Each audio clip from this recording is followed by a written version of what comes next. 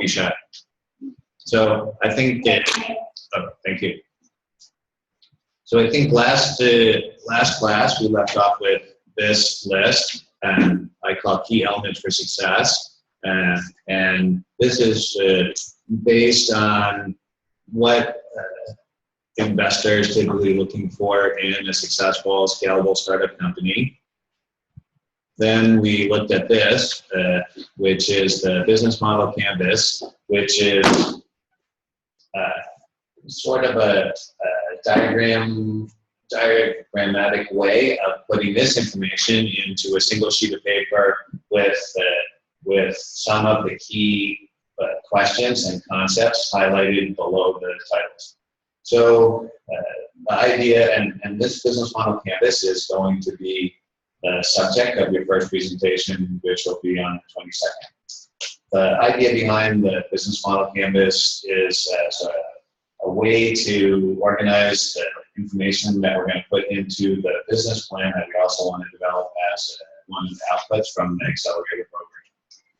So if you, just to review, so we begin with an innovative product or service or business model.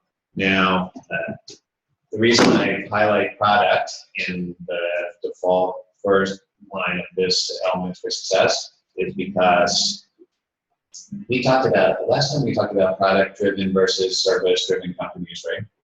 Did we talk about that? Yeah. Okay. So, and we talked about why it is that product-driven companies scale so much better than service-driven, and why scaling is so important for investors. So now we want to look at this in a lot more detail. So today we're going to cover innovation and value proposition.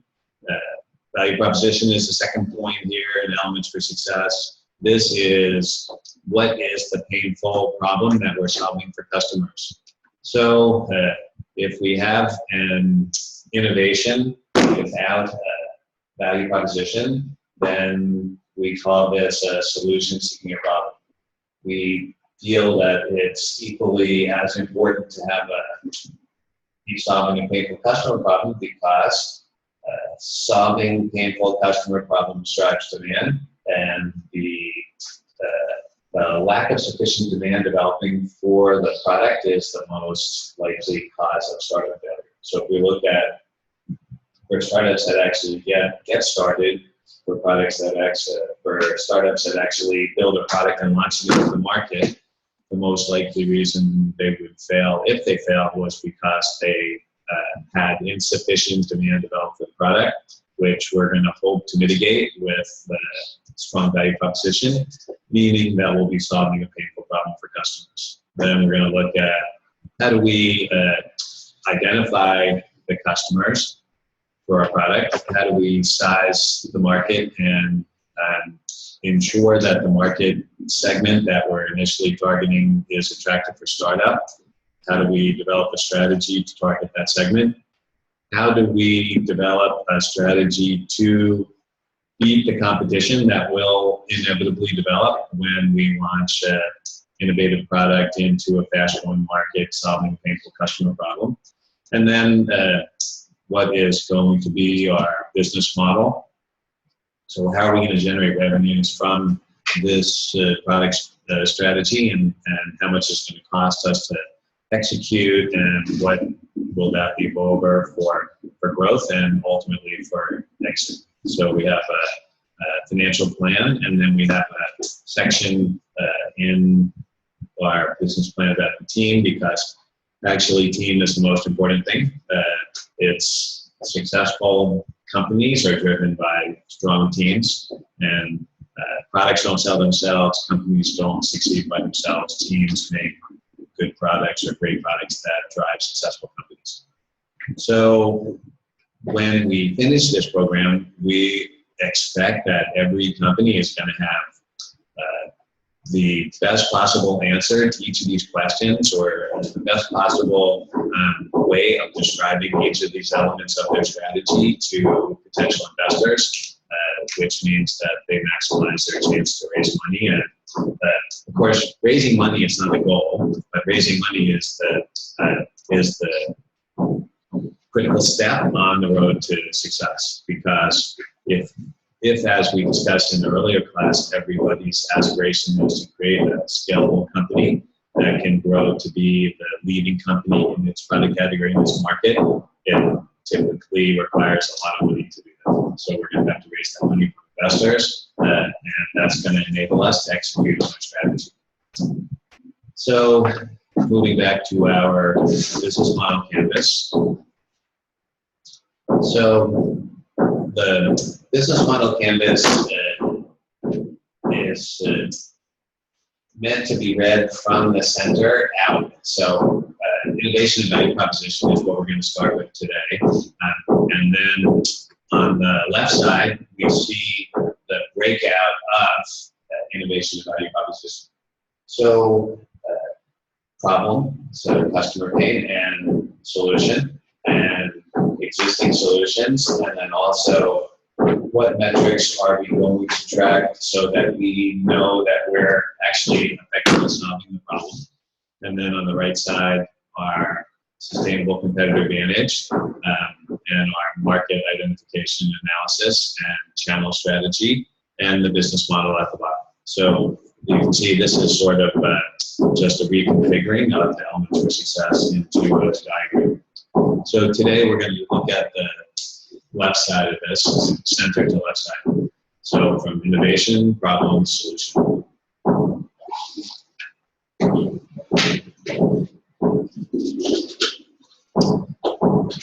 So when we start to think about innovation, I like to think broadly about innovation. When we think about what are the innovations in our product.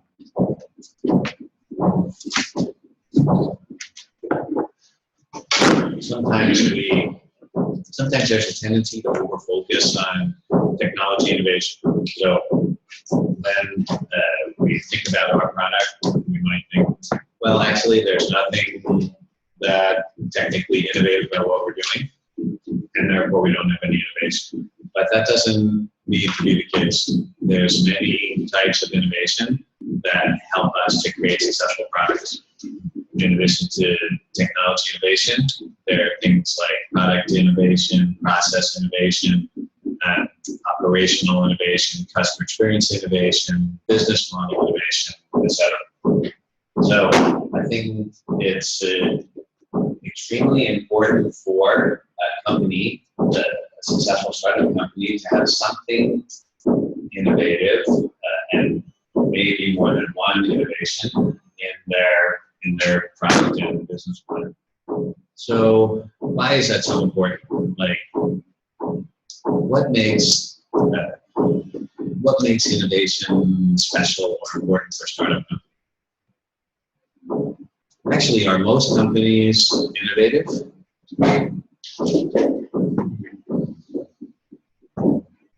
You're asking, are most companies innovative? Are most companies innovative? No. So since most companies, okay, how about this? Are most successful companies innovative?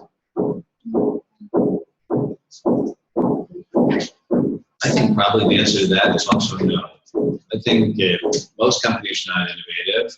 Therefore, if you think about it this way, right? Let's say most companies are not innovative, so most successful and most unsuccessful companies also are not innovative. You know what I mean? Let's say that, just imagine for a minute that 90% of companies are not innovative. That means that something like, if let's say we define the top 50% of companies as successful, that means 45% of successful, 45 over 50% of successful companies will be non-innovative. So, which I think is probably pretty close to the real number. So, well, why do we care so much about this? Why, if most companies are not innovative, if most successful companies are not innovative, why do I want to start off my list of key elements for success for our startup with innovation? Better solutions. What's that? Better solutions. The trends already. So, okay, one benefit might be that we get better solutions because we're innovative. But what about, can we get better solution without innovating? Yes. Yeah, maybe we can just like tweak a little bit, existing solution and get a better solution. So why start with innovation? Like, I think innovation is so hard, right? Like, why should we start with innovation? What's that? If something is very innovative, then we invest into that. It might be beneficial. Wait, so can you expand on that a little bit? Because most companies are not innovative. So though if you see that something is innovative and you can see the potential, then maybe you are among the first one to invest in those innovative companies. Oh, okay. That's a very good point. Let me just check one thing. So the people that are on Zoom, can they hear the answers? Can they hear when the other people are talking too?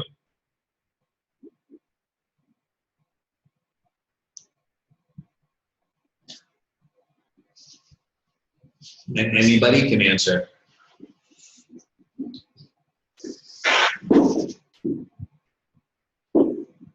Remember, you have to unmute your microphone to answer. Oh, so can you hear when people are talking? Yes, I can. Okay, great. Thank you. Okay. Don't you wish we had a mute button for people in your life? Like, what if you could not just mute people in Zoom, but you could mute people in meetings? Just kidding. Okay. That could be innovation. We can make the ear directional. Yeah. Well, someone is pioneering that actually. I'll send you the video of the real life mute button. Oh, thank you very much. I'm going to really look forward to that. So, I think this is going to be tremendous innovation. So, okay. So, I think you made a very good point, which is I started off by asking, are most companies innovative? No. Are most successful companies innovative? Probably also no. But you made an interesting point that from the perspective of an investor, innovation can be good because it helps the company stand out.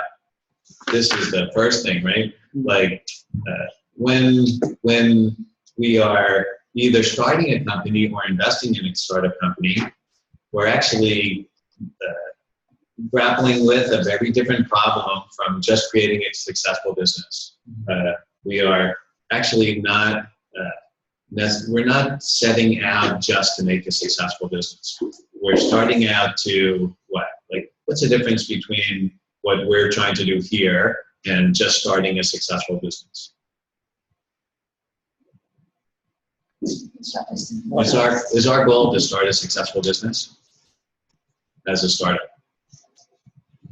Any starting? Like, is that sufficient? Meaning, let's say we start a successful business. Are you satisfied? Maybe not. Yeah, I guess we have to define success, Yeah. right? So define success, and actually I think we have a pretty clear definition of success for a startup, at least from the investor perspective, and acceleration perspective, which is we will consider the startup to have been successful if it becomes the #1 company in its product category in its market. Yeah, I think I talked about this in a previous session. Like in what we're trying to do here, meaning in, let's say, what I call venture capital world or venture capital and startup world, we're trying to build companies that will become the #1 company in their product category in their market, and that's a related, similar but quite different proposition from just starting a successful company, because there's many, many other degrees of success below that. But the way that we approach this is there's only 2 types of companies. There's only 2 outcomes. You become #1 or you fail. Yeah, if you fail to become #1, you also fail. So if you become like mini successful company, actually you have failed. Now, of course, it's not exactly like that because you haven't really failed. I mean, but you have failed to achieve the goal, which is to become number one in your product category in your market. And now we have some specific reasons why we focus on that, which I think I also talked about in the previous class, but just to review. So the reason that we focus on companies that can become number one in their product category in their market is these are the only companies that will generate the required return on investment from our investment. So what does that mean? We're investing in your companies or companies like these because we expect to achieve a certain return from that investment. And in order to achieve that return, we need to invest in companies that are going to become number one. If we invest in companies that become number 8, actually we don't get much return. Because why? Because the way that we generate return is when the companies we invest in are sold, which means either in a trade sale or in an IPO, and overwhelmingly more likely in a trade sale. And the type of companies that make it to trade sales or IPOs are only number one companies. So, okay, so we're not just looking to invest in successful companies. We're looking to invest in companies that can become the leading company in their product category in their market. And that can do that over the next 5 to 10 years. And this has very important implications for everything else that's going to follow in the business plan. The next thing that's going to follow is the market. So in order to execute this strategy successfully, the company will have to be in a very special market, which is usually we're going to see a market that is at the early stages of development and therefore growing very fast. So let's say we rephrase the question, because now I think we have a better understanding of what are the key points in the question. Of companies that start from 0 and grow to be the leading company in their product category, in their market over 5 to 10 years, how many of those companies are innovators?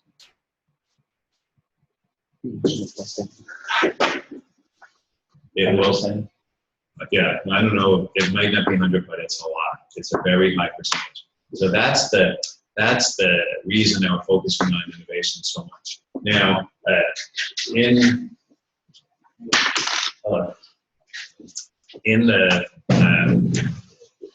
the game that we're setting out to play, which is not just identifying potentially successful companies, but identifying potentially successfully scalable companies, now the percentage of innovators goes up. And that doesn't mean that they're all going to be innovators, and there are definitely non-innovators that will also scale. But the proportion of those companies that are innovators is a lot higher than the proportion of innovators in the larger universe of companies. That's one reason we emphasize so much on innovation. What else? What else is a value of innovation for your company? Like in the investment process, what's the next benefit of innovation that you can think of?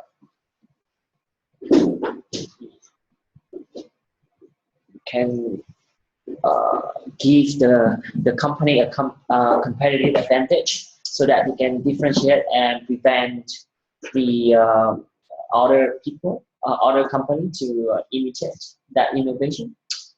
Yes. So there's a very close relationship between innovation and competitive advantage in a couple of different ways. What's the relationship between innovation and competitive advantage?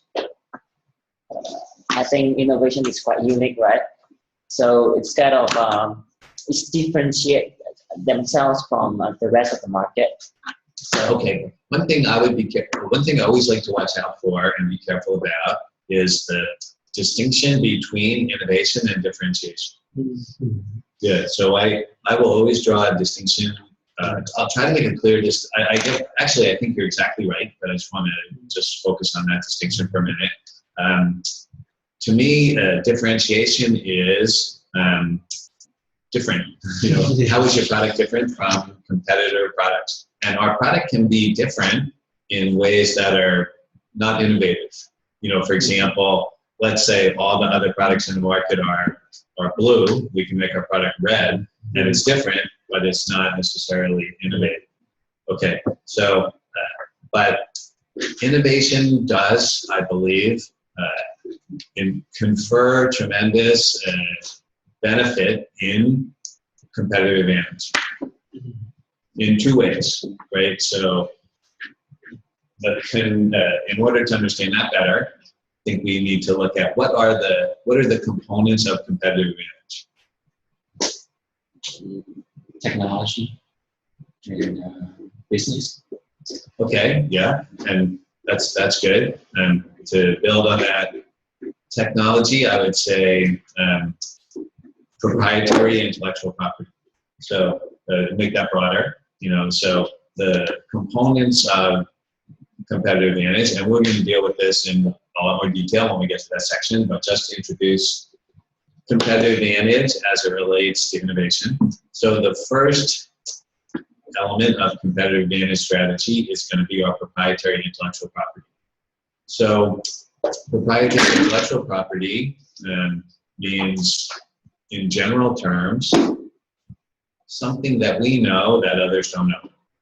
What is it that we know that others don't know? And definitely innovation will help us with that, because many innovations can also be the subject of or the source of proprietary intellectual property. And then the second component of our sustainable competitive advantage strategy is going to be what we call competitive strategies that enable us to create barriers to entry for followers. Again, we'll go over those in a lot more detail when we get to that section. I don't want to spend a lot of time on that now. But I will highlight that when we attempt to build sustainable competitive advantage, I like to break the problem of doing this down into two parts: developing advantage over other startups like ourselves who might follow us or who will follow us into a new market, and advantage over established companies who are generally much larger, better funded, better branded, have much immeasurably deeper resources than us, and who create what I would say is the most difficult competitive problem. And we will be able to have an advantage over them, because when we want to battle with much larger, more successful, more powerful companies, we don't want to attack them where they're strong. We want to attack them where they're weak, and where they're weak is innovation. One of the few dimensions on which small companies, one of the few competitive dimensions on which small companies consistently beat large established companies is in innovation. Because, and we'll go into the reasons for that in more detail when we study about innovation, study about competitive advantage. So innovation is beneficial in itself because it gives us a foundation to become a successful, scalable company. Innovation is beneficial in our battle to create successful, sustainable competitive advantage, especially against large companies. What else? Before we get to the point of creating sustainable competitive advantage, we need to enter the right market segment. So when next section after we get through innovation value proposition, we're going to look at market identification analysis. And the problem that we will try to solve in market identification analysis is, what segment should we choose to enter the market through? And when we look at that in a lot more detail, we're going to see that the most important, one of the most, if not the most important factor in selecting our initial segment is the growth rate. We want to enter fast-growing markets. And fast-growing markets tend to be markets at the early stage of development, because markets, the vast majority of markets develop along an S-curve, which we'll also look at more in detail later. But they go through a long period of slow growth, then they hit an inflection point, then they scale rapidly, and then they slow down again. What usually signals or what usually makes that inflection point occur is an innovation. So innovation helps us to get into the right market at the right time. It helps us to compete successfully when we get into that right market at the right time. It helps us to put the company on the path to scalability. And it also does one more thing, which is not as obvious as these three. But in some ways, it's more obvious. Like, okay, it helps us with the selection problem that startups face with investors. What is it? What does that mean? So, for example,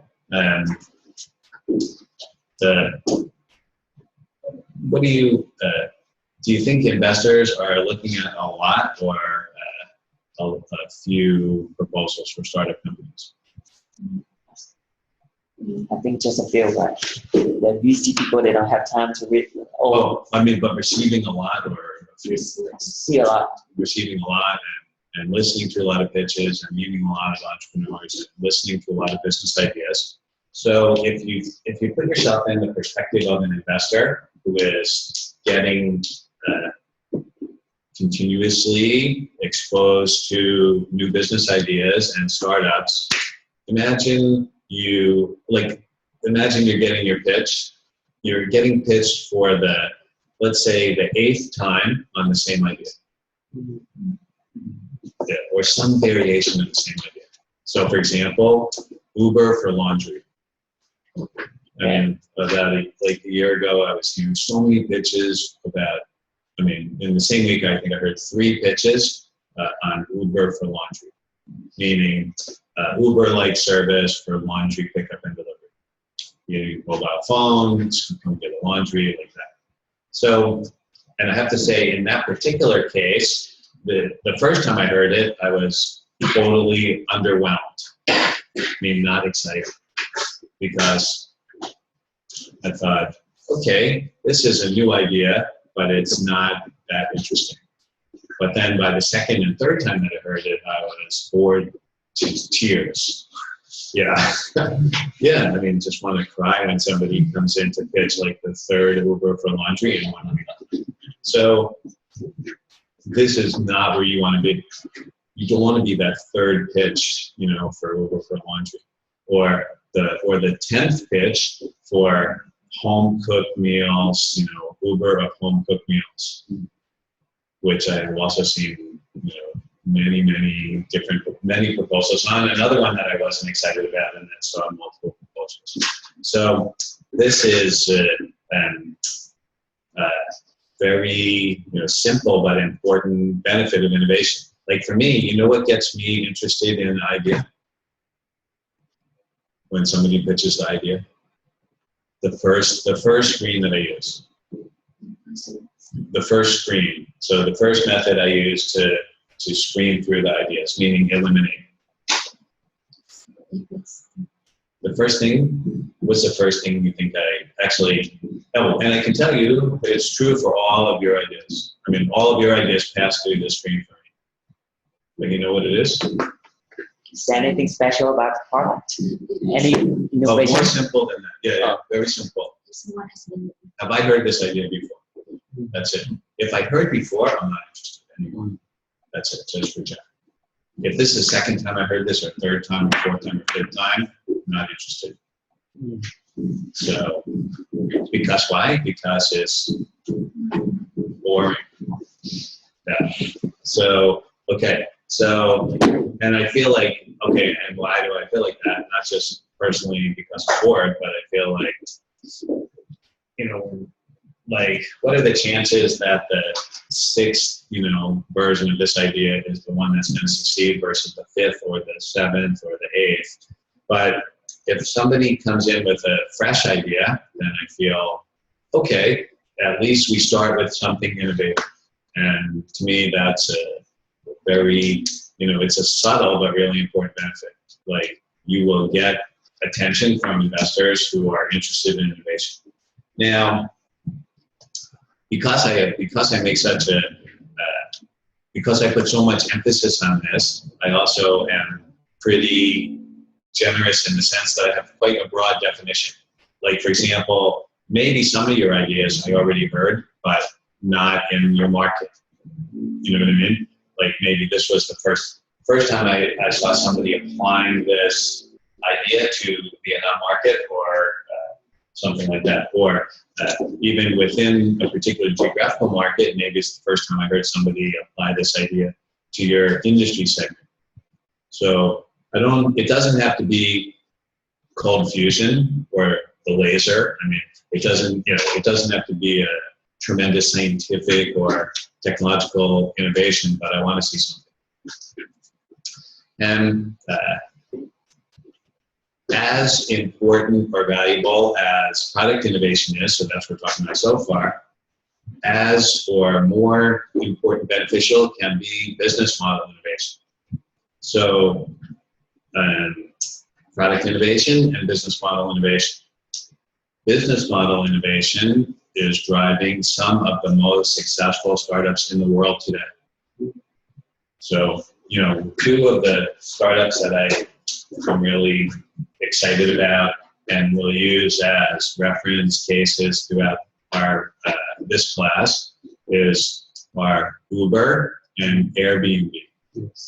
So, yes, not only are they innovators, but they are disruptive innovators. So we can see, in addition to the subject of our innovation, like is it technology innovation, what are we innovating? We can look at the degrees of innovation. So the degrees of innovation are ranging from incremental innovation to disruptive innovation. And disruptive innovation is the holy grail, the thing that investors most want to invest in, disruptive innovations. Now, what makes disruptive innovation so special and so exciting? Like, for example, breakthrough. So that's breakthrough. But why is that good? Because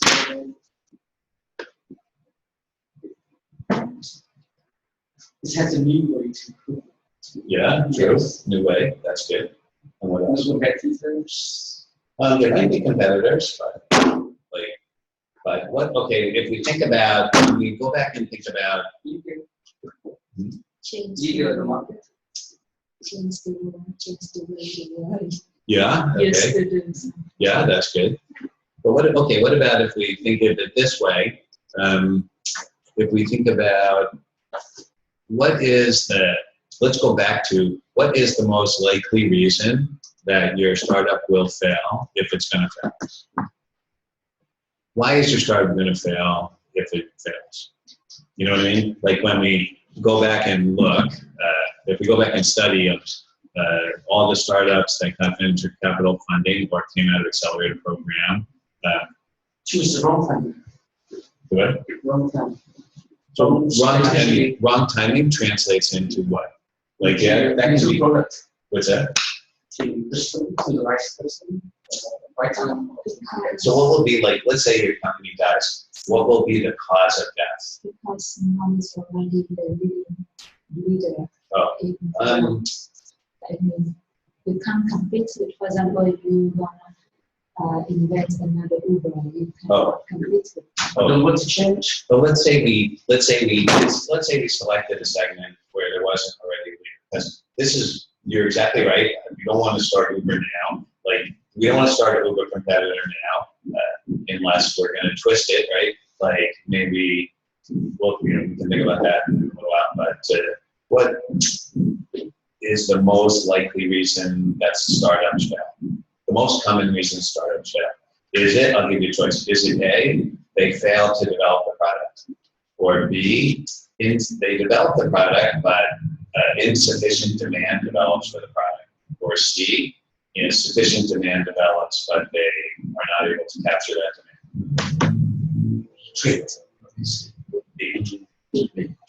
I think because what happens is, for most startups, insufficient demand will develop because there's no market for the product or the market's not big enough. Because the reason I say no C, because only a small percentage of startups will ever get to that point where they lose to the competitors.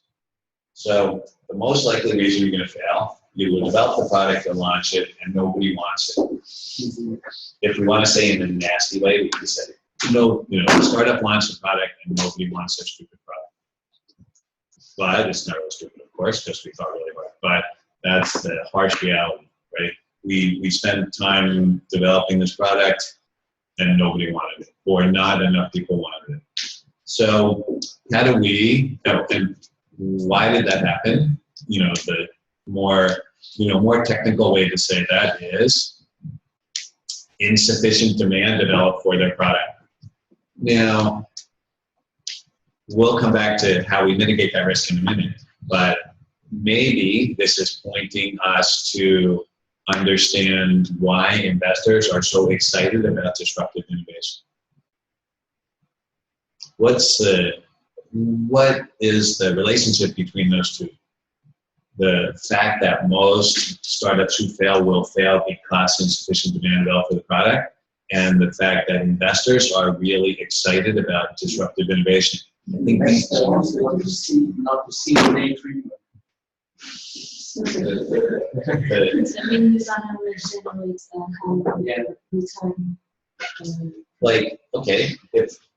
Let's take an example of one of our disruptive innovators that we just talked about.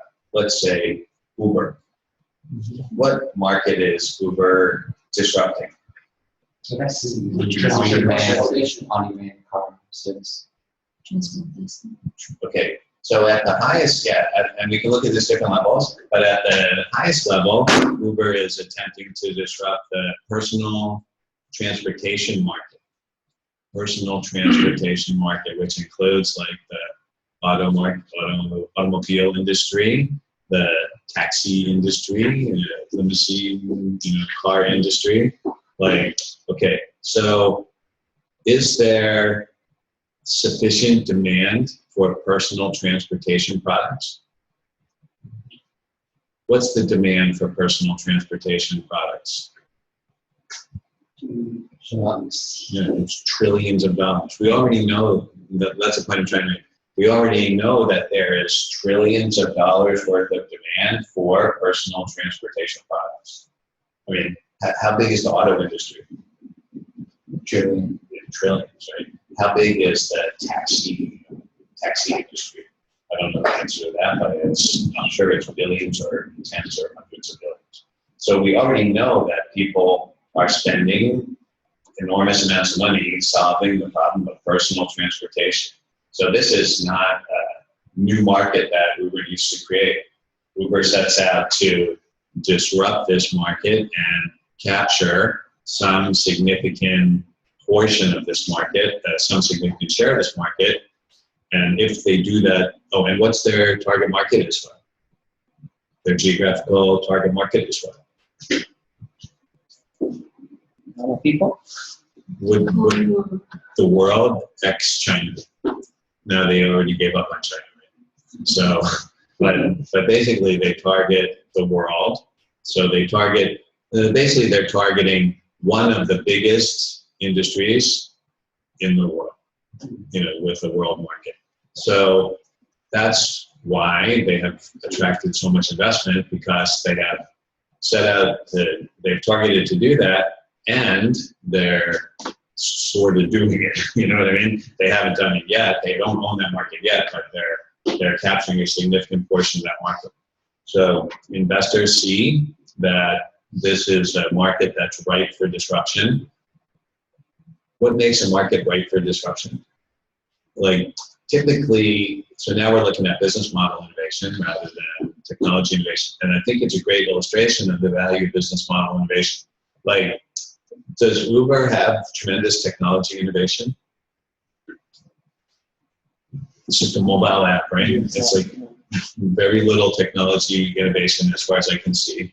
A little bit, but not super science-driven or rocket science-driven.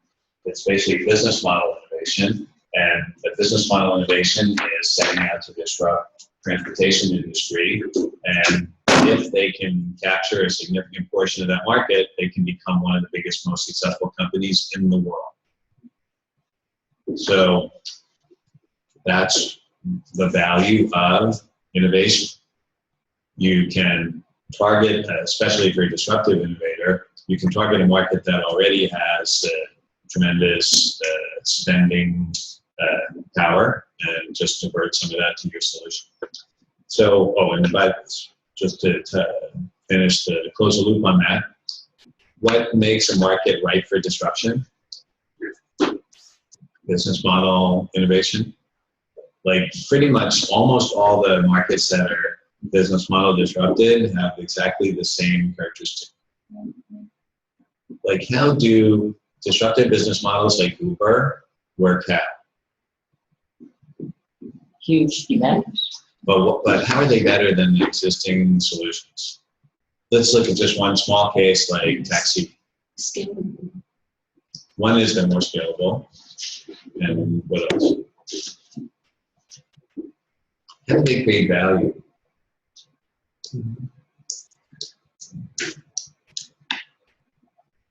It's more convenient.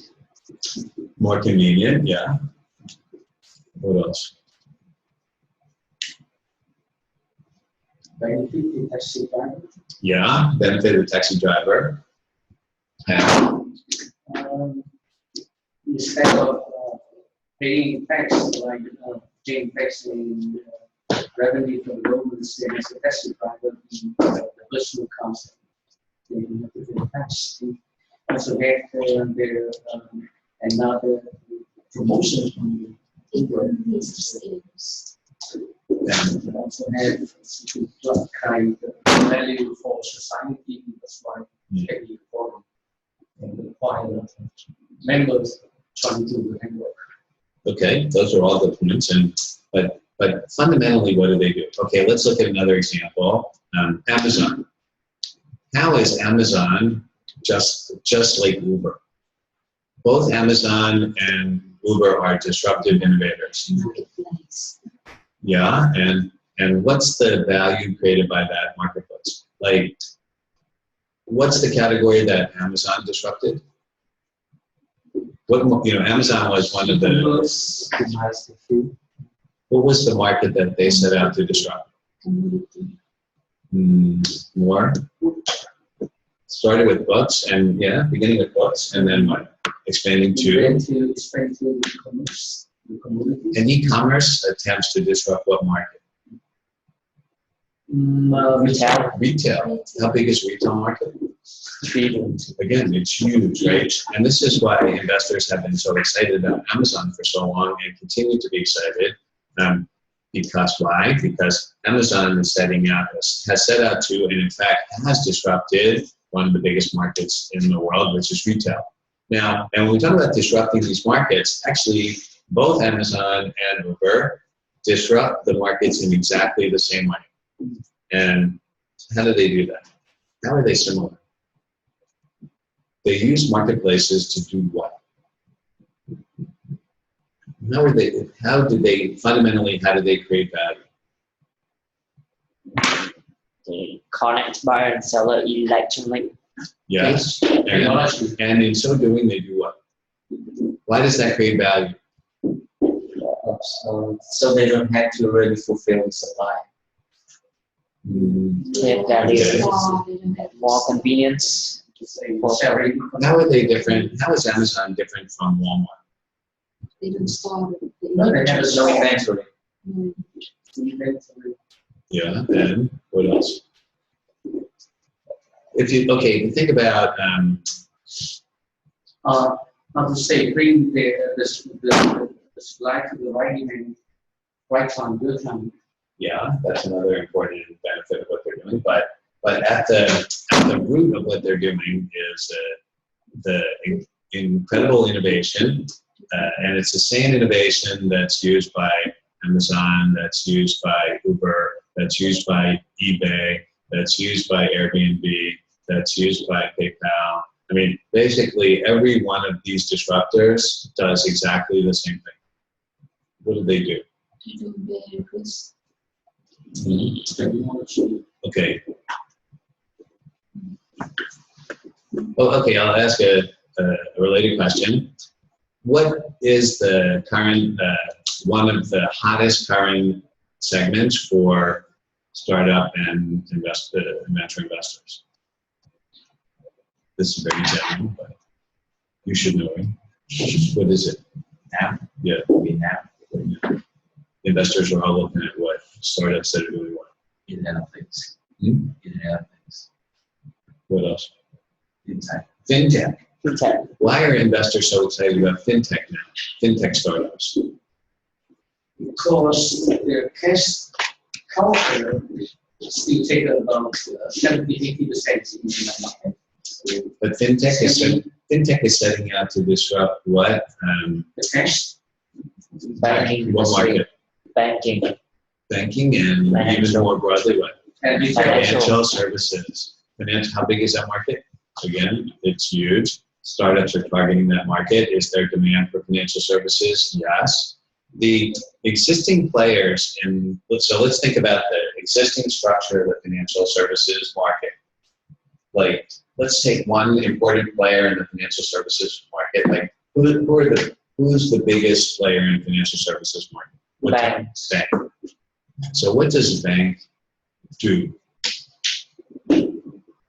Allocate resource, money. Allocate money. Banks, yeah. What's a business model for a bank? Or why do we even have banks? Borrow money and lend money. But do banks borrow and lend? Well, where do banks get the money that they borrow and lend? From checking, saving accounts. Where do the money in the checking and savings accounts come from? People from us. And who borrows the money? We borrow money. Yeah, so what does the bank actually do? Connect, borrow, and connect the people who have the money and with the Yes. people who don't have the money and need the money. So the bank connects net savers with net borrowers so that they can allocate capital from one side to the other, right? So some people are net savers, saving money. Some people are net borrowers, want to borrow money. They can't find each other all the time, so the bank connects the two and does what? In exchange for that service, they do what? Take features. And they take a percent, they take some of that transaction, right? So when I was working at JP Morgan, we used to say that, actually I had a friend that worked at Goldman Sachs who said their business was they just standing in a river of gold and picking out little pieces of gold as it flows by. That's the whole business, right? And this can generate billions of dollars worth of profit a year. So a company or an individual that is in between two other parties in a transaction is called what? They're called a middleman or intermediary. So every company that we talked about so far, their business model innovation is something called disintermediation. Disintermediation. So typically disruptive innovators in a market disintermediate the value chain, meaning they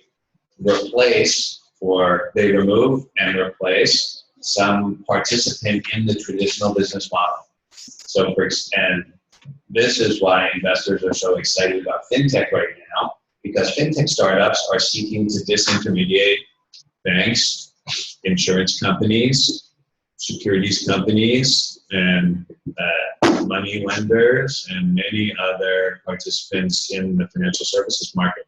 So if you think about at the most basic level, the disintermediating disruptive innovator goes into a market that has a long value chain with maybe multiple intermediaries, and they replace those intermediaries.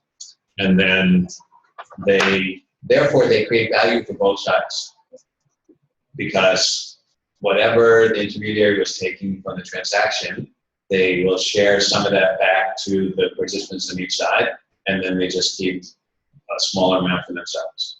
So it's a very well tested and proven strategy to create extremely successful company.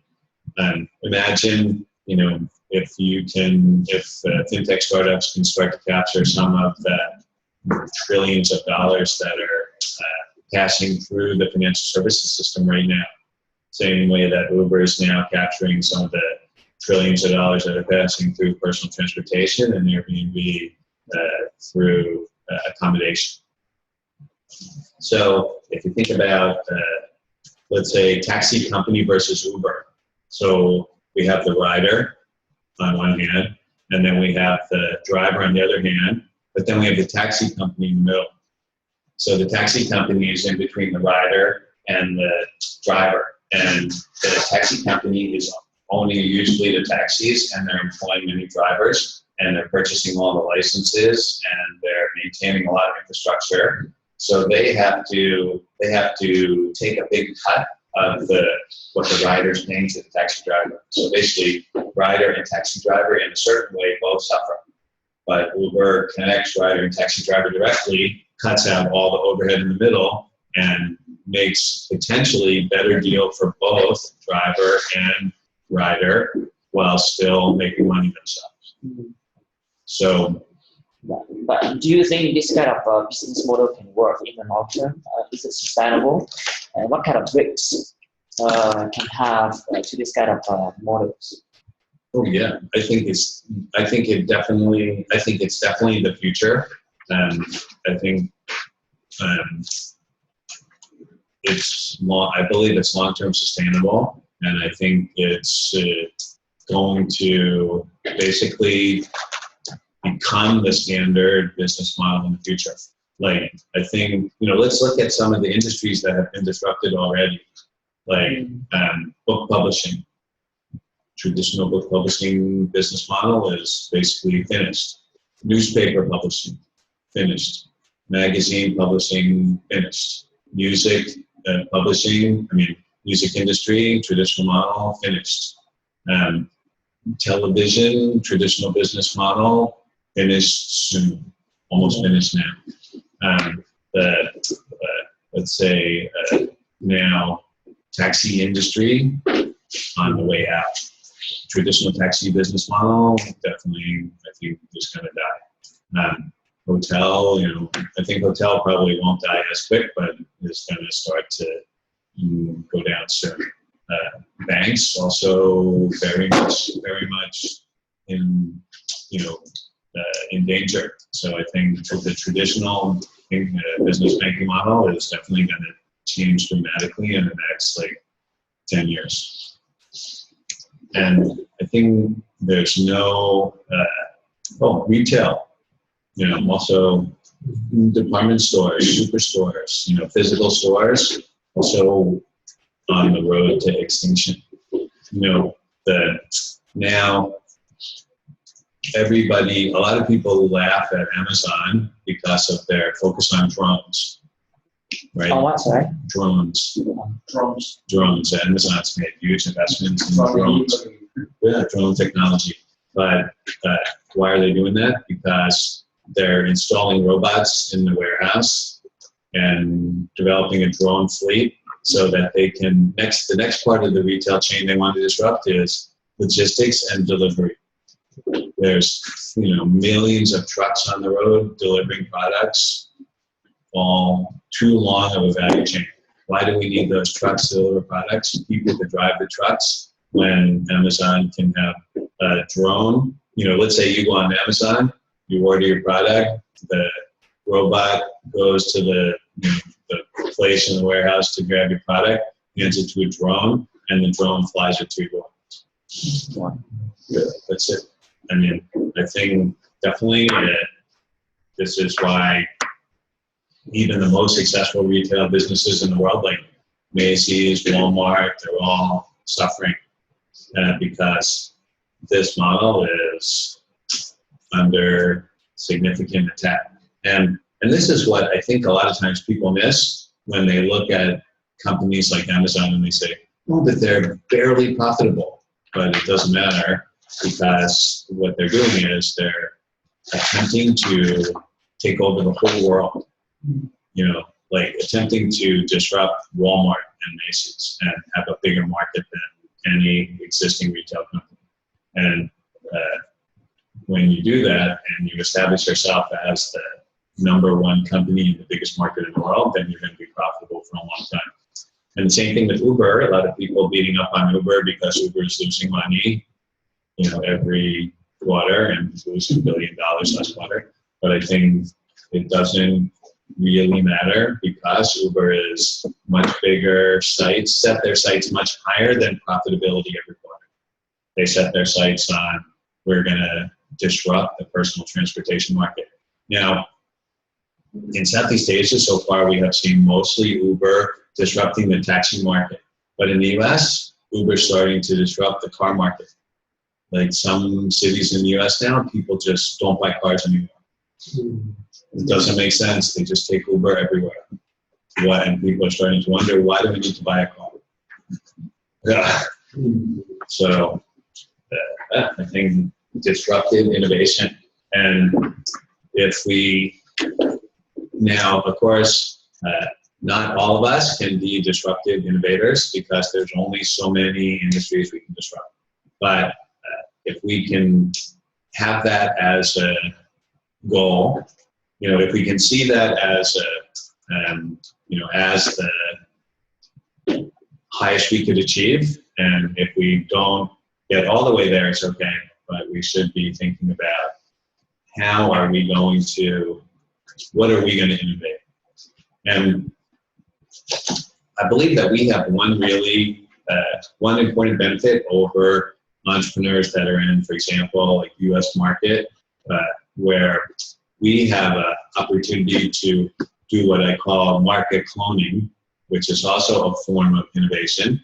So how does that work? We can take an idea that has been, or business model that's been successful in another market, and we can transplant it into our market.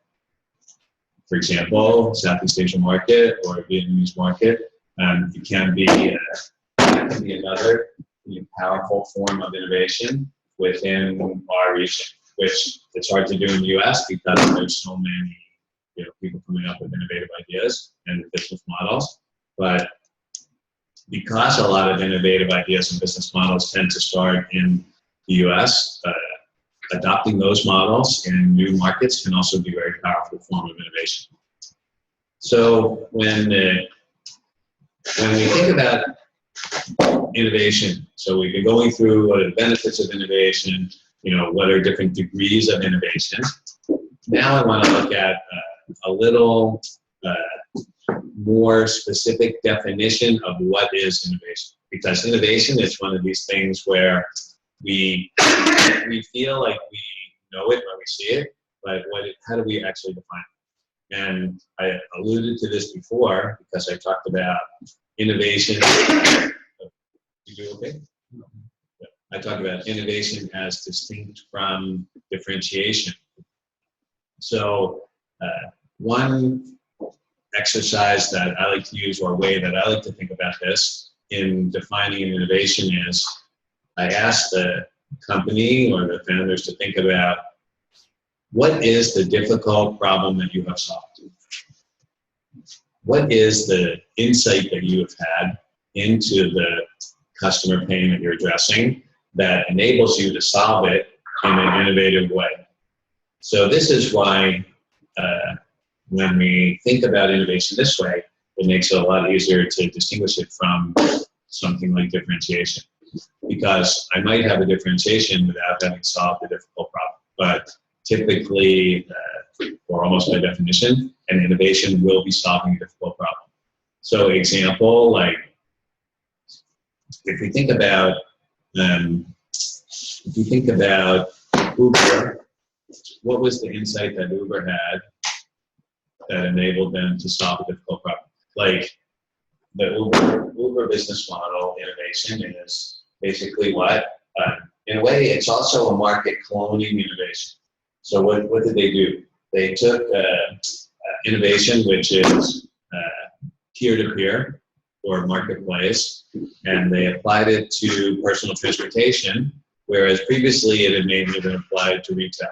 So basically they took the idea, retail or auction. So they took a business model that had been successful in one vertical and they implemented a new vertical. So that's also I think, very effective, potentially very effective form of innovation. So what was the difficult problem that they solved was how do we make it much easier and more convenient and more profitable for people to either find or drive a taxi?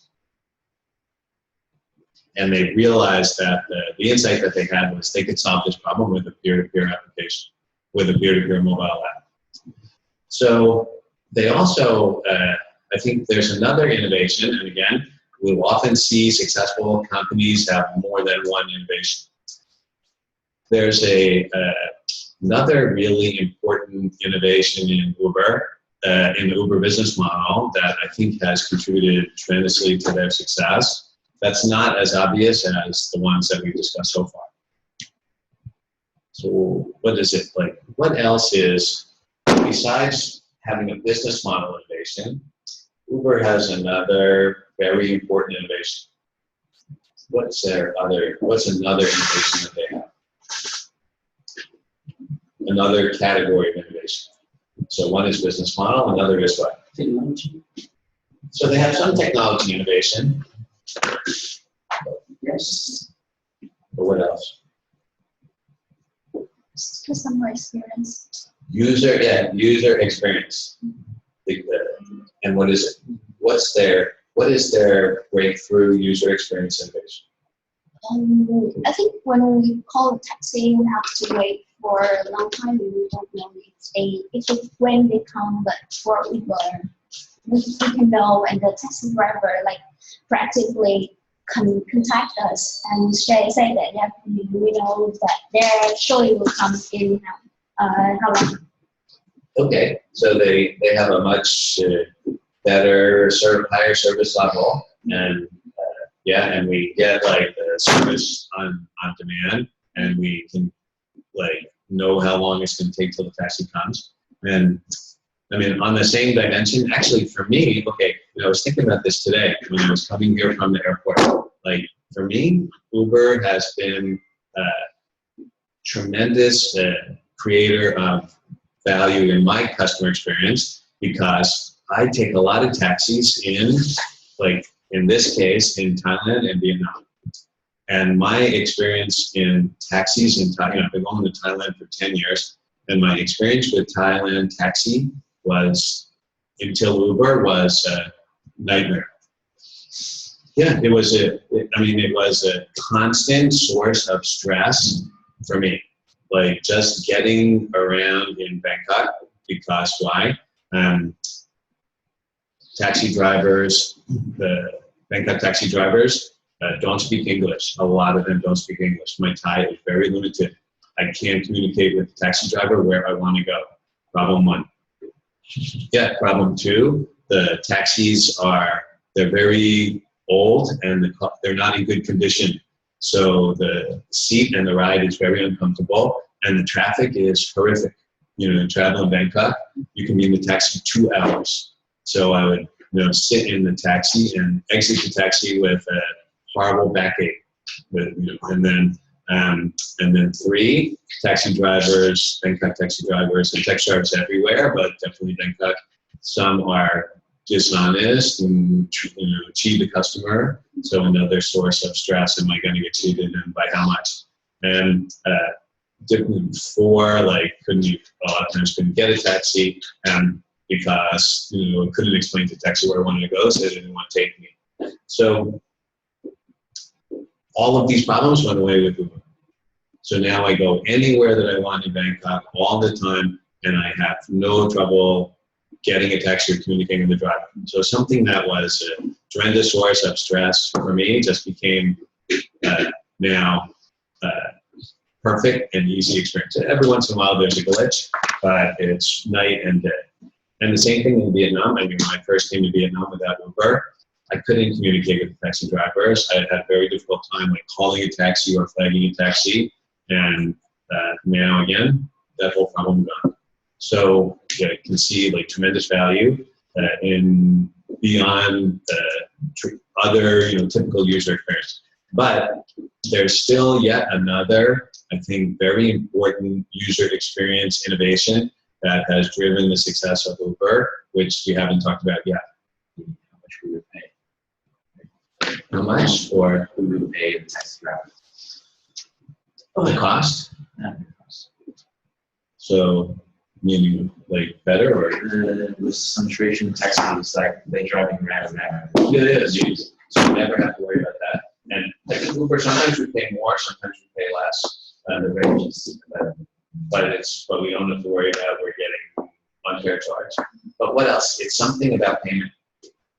No cash. No cash. Yeah. So this is another, I think, less obvious but equally important innovation in Uber is the vast improvement in the payment process. Like, what's the payment process in Uber? Like you register your card number or account number, then you just go and they directly deduct the money from your account. Yeah, and then exactly. And then how do you experience that as a rider? It's very fast. Like I don't have to wait to count the money and wait for the driver to give me the change, and no worry about tips. Yeah, it's like, I think this is like, it's payment as it should be. You don't even have to think about it. You just think about it once and then it's done forever. And you don't have to have cash, you don't have to think about the tip, you don't have to worry about having change, exact change, the bill is too big, you don't have to worry if it's a credit card payment that is not going to go through, that is going to take too long, that is going to fail somehow, the machine is down. I mean, all the hassle of payment is gone. And you just get in actually you never even think about how much it's going to cost. You just get in the car and get out of the car and done. So I think you can see that even a company like Uber that doesn't necessarily have that terrific technology innovation, but they are disruptive innovators with their business model and their user experience. And combining a business model innovation with a user experience innovation, again, can create a $60 billion company like Uber. Same thing with Airbnb. Again, disruptive business model, customer experience disruption, customer experience innovation, $25 billion company. Now, of course, there's many steps on the road to that, but that's the foundation. So this is why we look so hard at innovation, because if you have the right mix of innovation in your company, then you have the tremendous advantage over a typical company that is going to rely solely on differentiation, market position, and execution in order to succeed. Plus, you have the realistic chance to become the #1 company in your product category in the market. So the way I like to think about it is, every company in a new market or with a new product, there is going to be 1 or 2 innovators, and then everybody else is what we call Me Too. I'm a Me Too company. Me Too means I'm copying some innovator. Now, will there be more innovators or more Me Too's? And by a lot, right? There will always be many more Me Too's than innovators, because almost by definition, there'll be only one innovator, Me Too. Like we had Uber and Lyft, which were very close, and then everybody else is copying. So, in fact, if we think about it this way, it's possible there will be more successful Me Too's than there are successful innovators. But even then, it doesn't matter, because we're not just looking at success, but we're looking at achieving the #1 spot. And the number one spot will almost always be achieved by an innovator, not by a Me-Too company. So let's all be what? Innovators. and don't get stuck on like I'm not an innovator yet, because you can add innovation to your product. I mean, you can add customer experience innovation, you can add process innovation, you can add business model innovation. So if you haven't already thought about this or focused on this, I would be thinking about this now. In addition, you should be able to, hopefully you can describe what you're doing now in terms of some form of innovation, because we're going to hope to be able to present that to every investor, what's innovative about your product and the business model.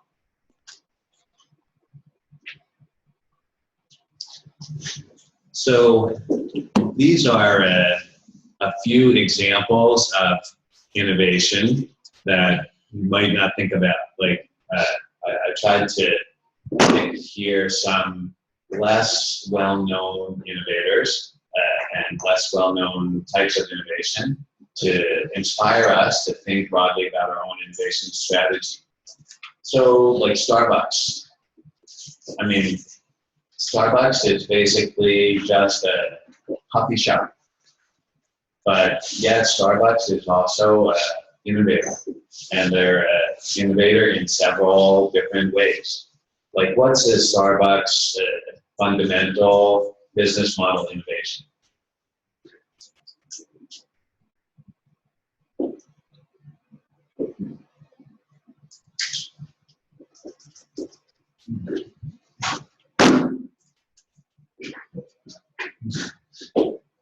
Yeah. What was Starbucks' innovation? What innovation did they bring to the coffee market? How was consuming coffee different pre-Starbucks and post-Starbucks? And actually, maybe it's not as relevant in Vietnam because maybe there was a different coffee culture in Vietnam than in markets where Starbucks became most successful, so it might not be as obvious. Or maybe more obvious because you can see the parallels, right? Oh, well, okay, let's think about where did Starbucks first become successful? In the US. Yes. And what was the US coffee market like before Starbucks? Where did people buy coffee? At home. Or let's say they were out and they wanted coffee. Where did they get it? I didn't even know where to get it besides Starbucks. Yeah, now it's so defined a market that we can't even imagine. But I can remember, from when I was a kid before they were young, before there was Starbucks. So if we wanted coffee, if you wanted to buy coffee, you went to a coffee shop. Yeah, a coffee shop. But in the US, a coffee shop was not really a coffee shop. A coffee shop was a small restaurant that sold many different items, including coffee. And sometimes they would have a counter where you could sit and drink coffee. But basically, you went in, to this small restaurant, and if you ordered a cup of coffee, you sat at the counter and drank it and left. Or you would order coffee along with the sandwich, the donut, and also sit there and drink it and leave. You mean a deli, like in New York? So you might get in a deli or coffee shop. So coffee shop is like deli, focuses a lot on like sandwich. But coffee shop would have maybe a range of different foods, like some prepared cooked food, some cold food.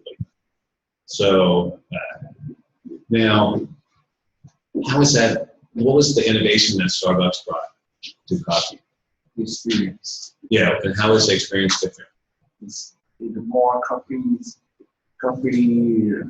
specializing. And it's also the premium filling. So they had some innovation in the product, which was the more focus on the coffee. But what else? Actually, now that I think of it, it's something that is very common in Vietnam that was not common in the US at that time. It's a coffee shop is where people socialize. Yeah, coffee shop as a public space for socializing, which didn't exist in the US before Starbucks. And it's not surprising. It's actually where did the Starbucks founders get the idea for Starbucks? Like, what were the Starbucks founders doing before they started Starbucks? They had a coffee bean shop in Portland. They were selling coffee, just selling coffee beans. Then they traveled to Italy, and in Italy they encountered coffee bars. And coffee bars back in the 1980s. And coffee bars in Italy were similar to coffee shops in Vietnam, where people sat and drank coffee and sat there for a long time in a nice environment and would talk with friends or socialize. And they thought, oh, how come we don't have this in the US? And they went back and they created this user experience or customer experience, which is coffee as experience. Previously, coffee in the US was sold as commodity. So they took a commodity product and turned it into a customer experience product and created, again, an entire new coffee industry. So actually, if Starbucks founders had come to Vietnam, maybe they would have the same idea when they visited Vietnamese coffee shop and saw, wait a minute, people are not just taking coffee, drinking, and leave. People are sitting and talking. But that's how you take a geographical innovation, a geographical idea, and transfer to a new geography and create a whole new industry. And the same thing with Red Bull. Red Bull? So this is an innovative product in a very difficult to innovate market, which is the beverage market. So beverage market, it's heavily dominated by big players, but Red Bull founders were able to introduce an innovative product into this market. How did they do that? Like, who are the founders of Red Bull? They're from where? One is from Austria and one is from Thailand. Yeah, so one of the founders of Red Bull is Thai. He's now like one of the 2 or 3 richest people in Thailand. The Austrian founder was an expat in Bangkok. He somehow found out or somehow learned about an energy drink that was being consumed by taxi drivers in Bangkok to help them with long shifts. He teamed up with a Thai who helped him to reformulate that drink for a European taste, introduced that product in Europe. It became Red Bull and one of the most successful beverage startups in the last 30 years. So again, geographical innovation. And this was interesting in that it was going from Thailand to Europe. So not going from US to the rest of the world. Same thing, Starbucks, going from Europe to US. Okay, so I want to talk next about value proposition, but because we have reached 4:30, so we're halfway through, so we'll take our break now. So we'll take a 15 or 20-minute break, so you have a chance to get some refreshment or refresh yourself or talk, and then we'll resume back here at 4:50. So now it's 4:30, okay? And then for those of us on Zoom, we're going to be taking our break now. So you guys can break and come back in 20 minutes. On 22nd, how are we supposed to do our presentation? Is it like PowerPoint or? Yeah, everybody should prepare some PowerPoint slide for, I think we'll have presentation between 5 and 10 minutes. So I'll give you the details for the presentation before we finish today. Okay, so break time. Refresh yourselves.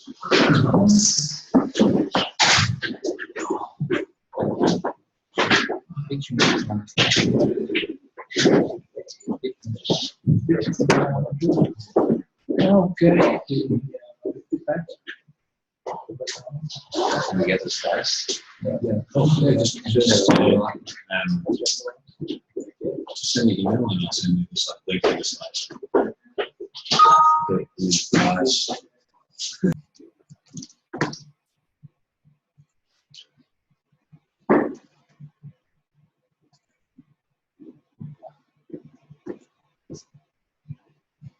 Okay, everybody, welcome back.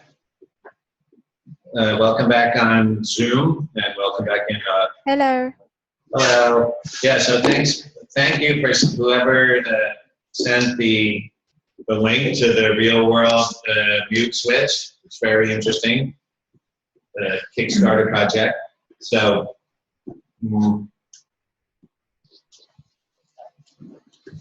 we had a question here during the break that I want to discuss before we move to value proposition. So the question was about Facebook. Everybody's familiar with Facebook, and the question was about the fact that Facebook uses open source technology, like to build a product, And they open source pretty much everything they build. and open sourcing their own technology. So where is their innovation? That was your question, right? Like, Yeah, how do they? Yeah, how do they protect the technological advantage or something like that?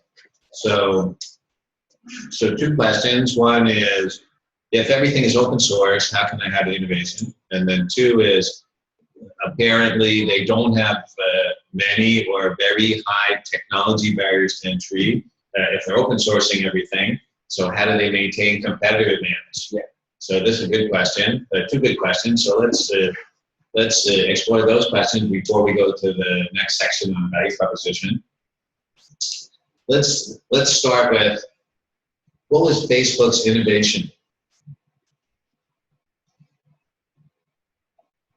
So, because definitely it's not the software. I mean, I think that Facebook, it's like PHP.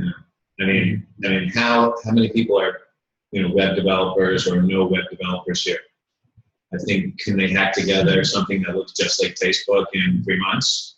Maybe replicating every function in Facebook, no problem. I think the answer is probably yes. So, what is their innovation? What is Facebook's innovation?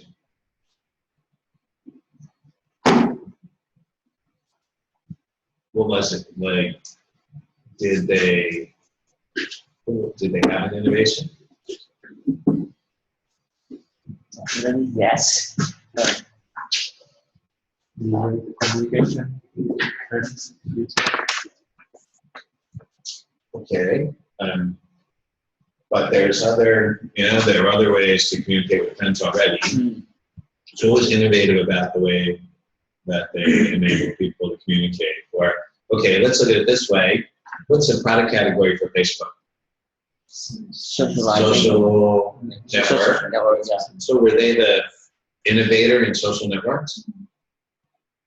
Who were the real innovators in social networks? Meaning, who were the companies that launched the first mainstream successful social networks? MySpace and Friendster. I mean, I think probably MySpace and Friendster were really the innovators in the social network category. Meaning, they pioneered this whole category of application software where people can communicate real-time online with their friends. So what was Facebook's innovation?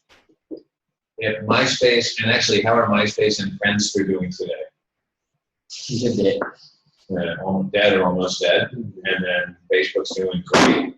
So doesn't this, if our framework innovators are supposed to be the ones that, clearly Facebook is number one in their product category in the world. They're the number one social network in the world by a large margin. Number two is way far behind. And, so what was their innovation? If my underlying theory is correct, they should have had a very powerful, important innovation. So let's think about what was the most important difference between Facebook and MySpace, Friendster? What did Facebook do differently than what they did?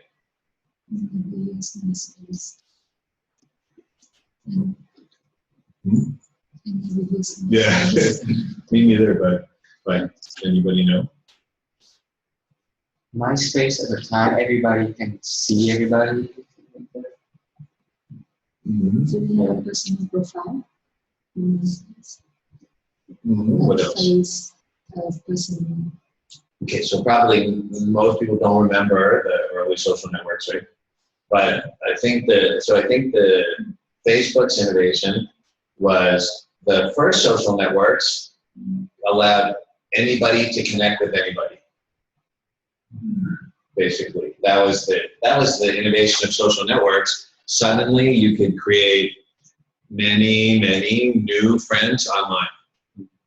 But what Facebook innovation was, it took your real life social network and put it online. Because Facebook was the first social network that, or maybe one of the first, to require that you have a real identity in the network.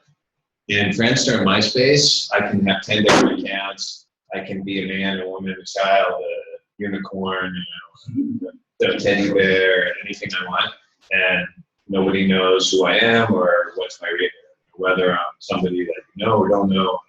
I think that was the first wave of social networks, but Facebook was the pioneer of taking your real life social network and putting it online. So extending your ability to interact with your real friends, family, and friends of friends in a social network. And that was the product that made social networks successful. The first, so another way to think about that, we can say Facebook's innovation was they were the first closed social network. The preceding social networks were open social networks. Now, in some way, this seems totally counterintuitive, because you would think that an open social network should be the most desirable because it has the most people, but it's not. And why that's the case is going to be included in our discussion of value proposition, because when we drill down on the pain, customer pain that was addressed by Facebook, we're going to see why this model of closed social network was much more successful than the original innovative open social networks. But before we do that, let's answer the second question, which is, because Facebook uses open source technology and allows everybody to access their own technology, how do they create entry barriers for followers? How do they build and maintain their lead? And this is a very simple answer. In the social network market, technological advantage is not important. Something else is important. What's important is what? User. And what about users? They have a very good user base. But now they do, but how did they get to that big user base? Community. But how did they develop their community? There's a very special feature of social networks. User behavior. Hmm? User behavior. And show user behavior. So that's another important reason. But okay, how many of you are on Facebook? Everyone. Why are you on? How did you choose Facebook versus like Orkut? Like, why did you choose Facebook? You didn't know Orkut. Everyone else uses Facebook. Yeah, you chose Facebook because your friends were already on Facebook. How did your friends choose Facebook? Their friends were already on. And how did your friends' friends choose Facebook? Because their friends were already on. So this is called network effect. So Facebook is a almost textbook example of product and a company that succeeds because of network effect. Network effect means that the value of the product becomes more with each user that's added. So as a new user joins the product becomes more valuable for all the users on the product. And this creates tremendous barriers to entry for followers once the company that's using this strategy is able to reach critical mass. So once you reach critical mass with a product like this, it's almost impossible for somebody to dislodge you. Why? Let's say I invite you to my new social network, and you join, and it's only me on there. Like, how engaged are you with the new social network? Not at all, right? You're still on Facebook. So somehow I have to move a critical mass of users from Facebook to my new social media network platform before it has any chance to compete. And right now, Facebook has what, like 1.2 or 3 billion users. You know what Facebook's like one of their major strategic initiatives is now? Okay. What's Facebook working on now? What's one of their? Did you see the Tesla rocket that blew up on a launch pad a couple weeks ago? You know what it was carrying in a payload? It's standard for the Wi-Fi. For the Ethernet. Facebook satellite, and the Facebook satellite is designed to do what? For free Wi-Fi to you can cover it everything. In where? Yeah. Yeah. So why is Facebook working on that? Expand the user base. And why do they have to do that? So why do you think they're? This is a very expensive way to get more users, right? Why do you think they're doing that? Dominate. It's basically they run out of users. Basically, everybody in the world is already on Facebook. I mean, everybody who has the current technical capability to be on Facebook is already on Facebook. So now they have to add new users to the internet in order to grow. So yeah, it's amazing, right? The power of network effects. So once you achieve that critical mass, it's very difficult for somebody to challenge you. Now, example, okay, what instant messaging product are you using? WhatsApp. How many are using WhatsApp? The second revenue. How about Line? How about Salo? So medium.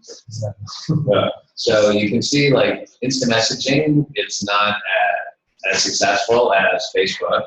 Like, people using WhatsApp, or you're also using Salo. Like, why did you move from, we're using WhatsApp first, right?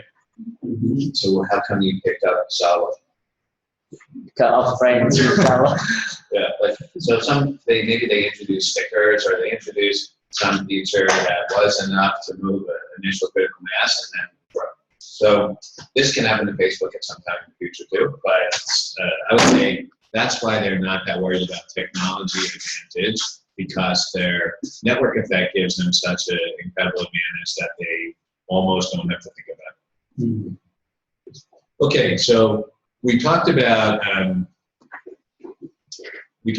innovation, and now I want to talk about value proposition. So innovation is what is new about your product or business model, and what difficult problems have you solved to achieve that. Value proposition asks a different question. Value proposition asks the question, what is the painful problem that you are solving for customers? Let's say we have an innovation, but it does not solve a painful customer problem. We have a special name for this. We call it solution seeking a problem. Solution seeking a problem is not a good thing. Why? I talked about the fact that the most likely reason that you're going to fail, if your startup fails, is insufficient demand will materialize for your product.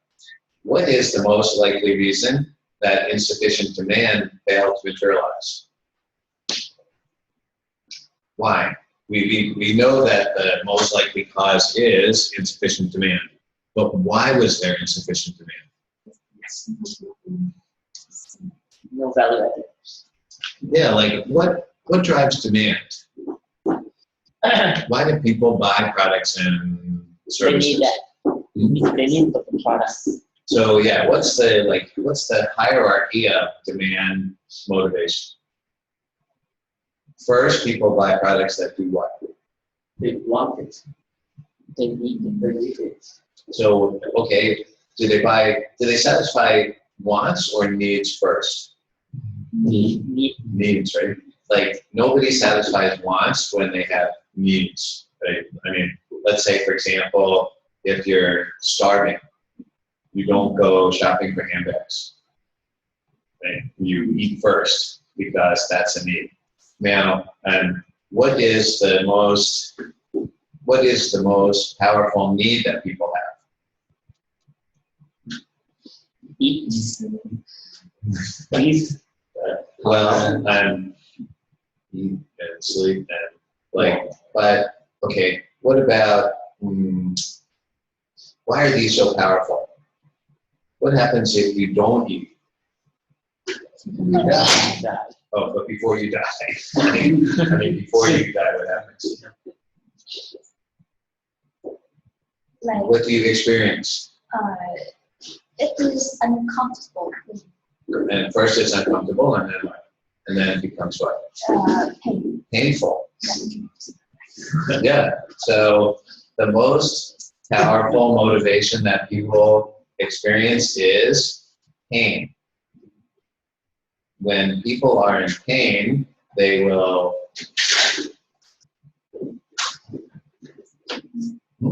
Then open the door, and then it closes. spirits. Yeah. You know the story about the spirit that is up this way. You know the spirit, the ghost, right? Really? Here? Here. There's a sea. Oh, boom. Just teasing you a bit. Yeah. I don't believe it. I'll tell you the story later. But I personally don't believe it. But it's a kitty dog. Yeah. It'll be okay. Okay. Okay. So pain. It's funny we're talking about pain at the same time. So pain is the most powerful motivation that people experience. Why? Because when people are in pain, they're suffering, they are single-mindedly focused on alleviating that pain before they do anything else. And this is why we want to have not just an innovation, but we want to have not just an innovative product, but we want to have an innovative product that solves a painful customer problem. Because if your customers are in pain, we know they're going to buy your product. Or let me put it this way, if the customers are in pain and you have an innovative product that addresses that pain, and if they believe that the innovative product will address that pain, there's a very high degree of likelihood that they will buy it. So this is what we call a mitigation of the demand uncertainty that is the most dangerous threat to your successful startup, the first most dangerous threat. So to better understand that, let's look at an example. I will describe a company to you, and you tell me what is this company's product. It can only be one product in the whole world. It's not a particular product name, it's a type of product, okay? This company is no longer a startup. It has been in existence for 10 years. For the entire company history, it has been engaged in product development and testing only. It has never finished the product. It has never sold the product. It has never earned a single dollar in revenue. All it has done is raise venture capital funding and spend it on product development and testing, increasing the amount every year for the last 10 years. Till now, the company has raised something like $30 million in venture capital, has spent it all, and has never earned any revenue, as I mentioned. And it will never earn any revenue. It will never sell any product to a customer. However, it will be purchased tomorrow by a much larger company in the exact same industry who knows everything that I just told you and is going to buy the company for $200 million.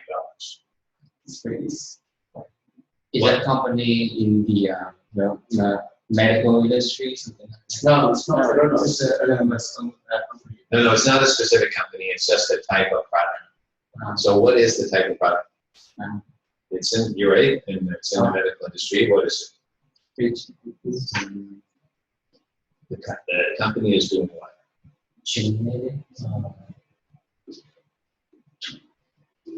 It's, what type of product might they be? Research, medical research. Leading to what? What type of product? Related to cure of probably HIV or cancer. It's a, it's a drug development startup.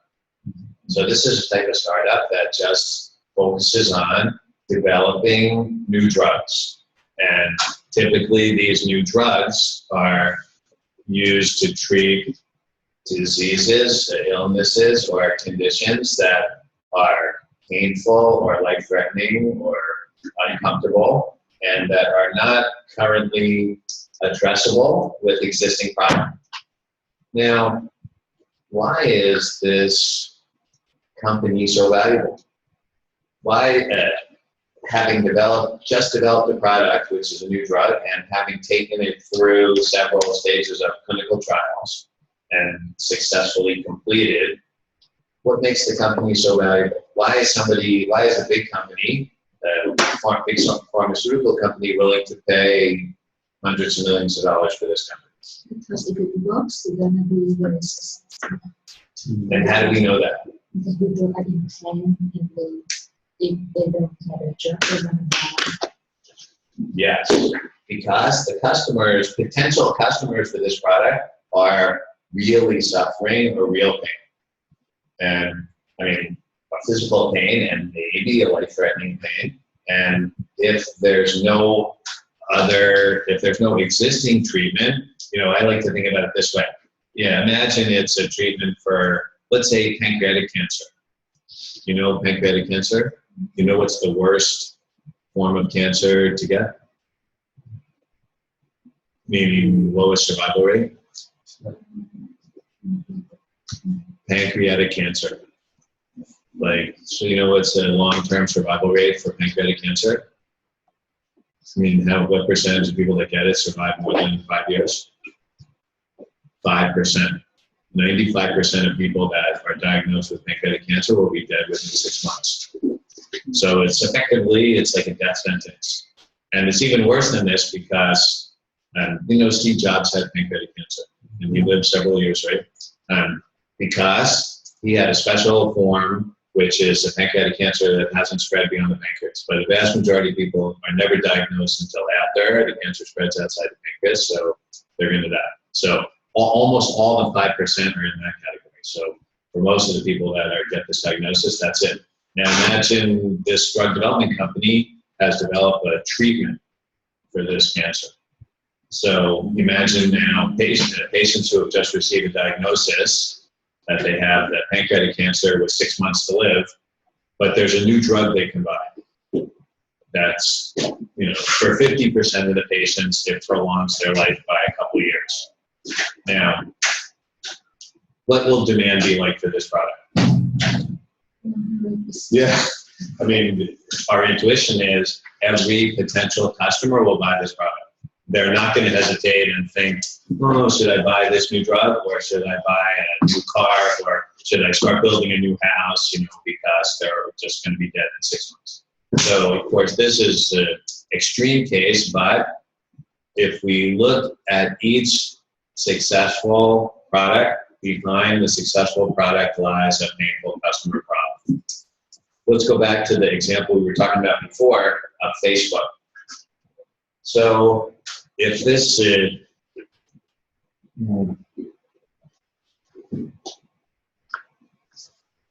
theory of painful customer problems is correct, and given that Facebook is one of the most successful products in the last 10 years, we should expect to find a painful customer problem underlying the success of Facebook. Well, what is it? It's just a website where people post pictures, like how can that solve a painful customer problem? But I believe that it does. What is the painful customer problem that has driven the success of Facebook?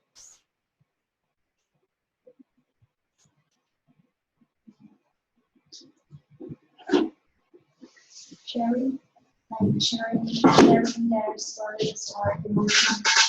Okay, but like sharing stories and emotions, it's a positive thing. It's not a pain, right? So I get what you're saying, like that's a benefit, but what is there a pain associated with that? Like for anybody feeling lonely. Loneliness. So I believe that this is the customer pain that has driven the success of Facebook. People, when deprived of contact with their friends and family, feel lonely. And this is actually a better problem to solve than like pancreatic cancer in a certain way. Why? Like what percentage of the population will contract pancreatic cancer? Small. Relatively small. For that small percentage, it's a tragic and painful problem. But still the market is not a big. What percentage of the population, when deprived of contact with friends and family, experiences the pain of loneliness? Almost everybody. Like we could, I think, confidently say that 100% of emotionally, people within a normal emotional range will feel lonely if deprived of contact with friends and family for long enough. So we have a huge potential market of people that feel lonely. And how deeply do those people feel this problem, feel this pain when they experience it deeply? And when does it go away? When you share or meet up with different chat. So when does it get cured? When does it get cured? It never gets cured, right? It's not like a cancer that could be, let's say, tumor is gone. It's a perpetual problem that only is alleviated when customers are using the product. So the way I like to imagine that, okay, let's say our typical Facebook user, they're sitting at home on a Friday night, or let's say home on Saturday night, alone again, and they're feeling sorry for themselves. Why am I home alone and miserable on Saturday night? So nobody to contact with, so they log into Facebook, and now they start to see all the happy pictures from their friends' lives, and they realize how much happier their friends are than they are, and now they feel more miserable. But then they realize, wait a minute, I can upload like fake pictures of my happy life too, and then people will like me, so they upload and they start getting likes, and now they feel less lonely. But only for a little while, and then they're like, oh, but I'm not getting enough likes, I have to upload more. So it's almost like an addiction where they're trying to relieve their loneliness through getting this product. So I think this is why the products like Facebook are so successful. Then we have the next level of value proposition, which is we call vitamin, which means it's a product that makes people feel better, gives them some pleasure, and then candy, which is a product that people buy on impulse, but maybe not good for them. So for a startup, we would like to be in the painkiller category, because if we're in a painkiller category, this suggests that there is a reasonable shot that we'll have sufficient demand for a product. In addition to the severity of the customer pain that we're addressing, another factor that we would like to look at in the customer pain is what we call degrees of recognition of the customer pain. So where are customers on this spectrum from what we call latent problem to a vision? So latent problem means customers have a problem but don't know it yet. At the far end, vision means customers have an idea for solving the problem and are already using a homegrown solution, but are prepared to pay for a better solution. So if you think about this as a spectrum of customer pain or customer problem, where do you think is the ideal point to be on the spectrum for your startup? Customers don't know they have the problem already. They know they have a problem, but not looking for a solution. They know they have a problem and are looking, but haven't come up with any way to solve. Or they have idea for something. They know they have a problem. They have an idea for solving it. It works, sort of, but they may be ready to upgrade. Urgent problem. Not a solution yet. So that's good, but what about any other views? I think they have bigger market in latent problem. The first one. So you like latent problem? Like this. I like vision. I'll tell you why, and I get what you're saying. Latent problem may present a huge opportunity, but now, okay, latent problem, as a startup, we need to solve two problems. We need to solve the problem of customers don't know they have the problem, and then we have to solve the problem of getting customers to buy our product to solve that problem. As a startup, we only ever want to solve one problem. If we have to solve two problems or more than one problem, we're in deep, deep trouble. Because why? Our ability to solve even one problem is extremely limited. I mean, our chance of success of solving one problem is very low because it's really hard to solve one problem. Solving two problems, we're almost surely gonna fail. We will never have enough time or money to solve both of those problems. Now, meaning first, educate the market, and second, capture the demand. So, on the other hand, a vision means that the problem of educating the market is already done. Somebody else has done that. Our potential customers already know they have this problem, and not only that, but they are demonstrating that they have a willingness to use a product to solve this problem. And so we know what? We know there will be demand. Remember, what we're trying to do in this whole innovation value proposition part of our strategy is we are trying to mitigate demand uncertainty, meaning we're trying to identify an opportunity for which we have the highest degree of confidence there will be sufficient demand. Now, I learned about this through my own experience with a product that I've talked about already today, which is Airbnb. And here's how I learned about this and why this lesson came to me in a very real way.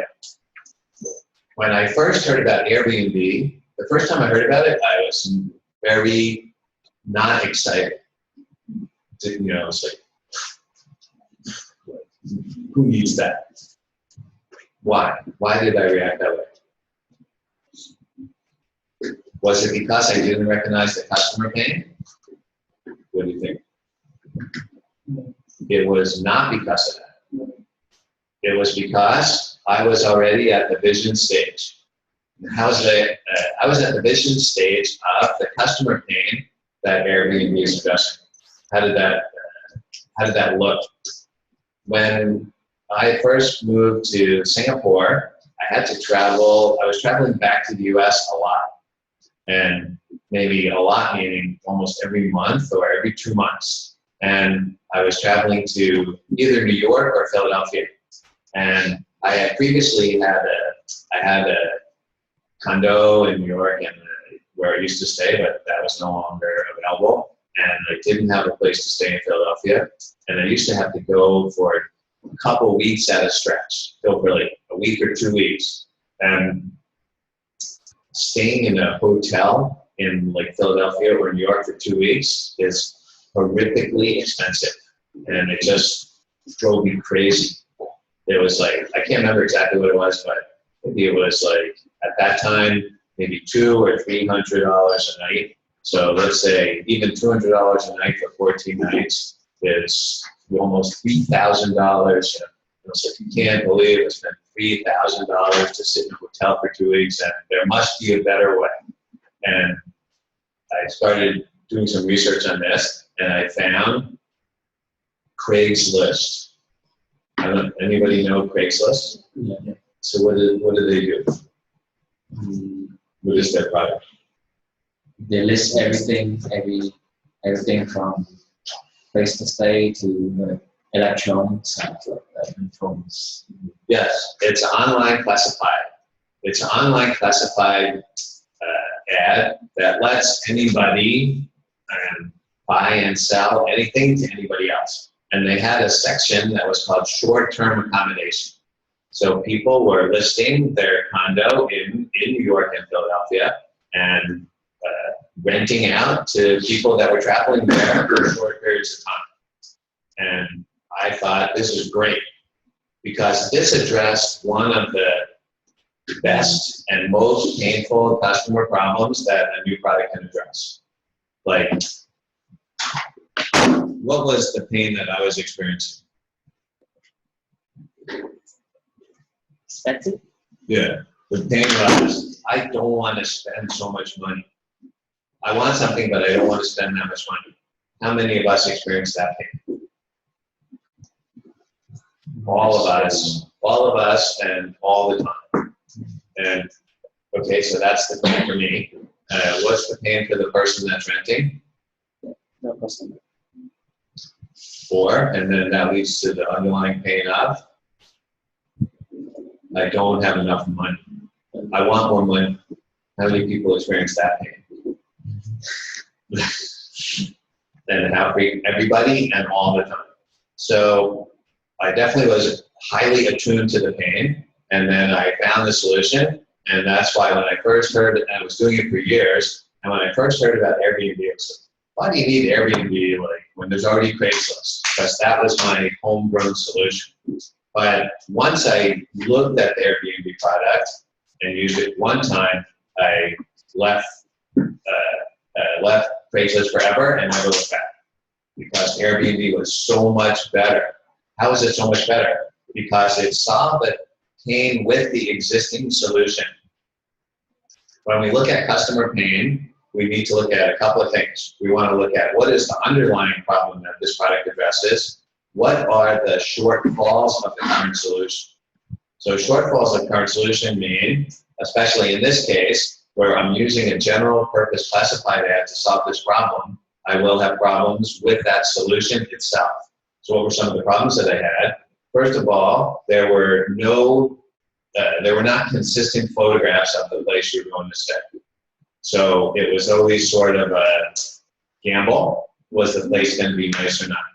What was it going to look like? And was it going to be as advertised? And even if there were pictures, they might not be professionally taken or they might not be complete.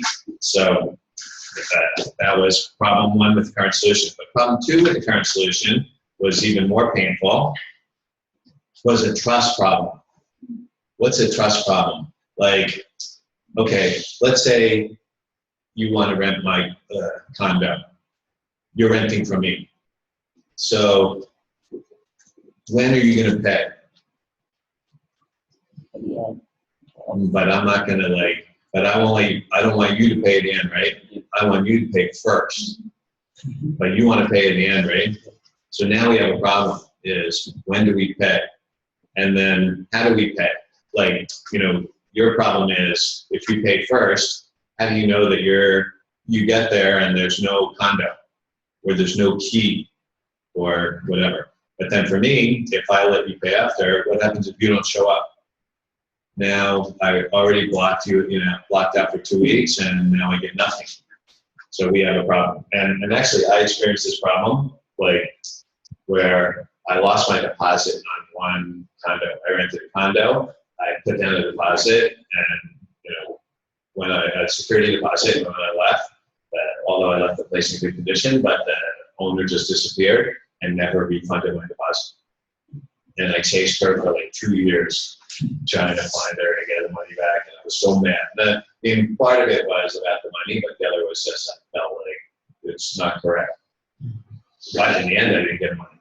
So when I saw Airbnb, purpose-built solution, pictures of every condo or every place you're renting, and an escrow system where you can pay guaranteed, I switched to Airbnb and never looked back. And now I'm for the last 2 years, last 2 years since I started using Airbnb, I was a very big customer.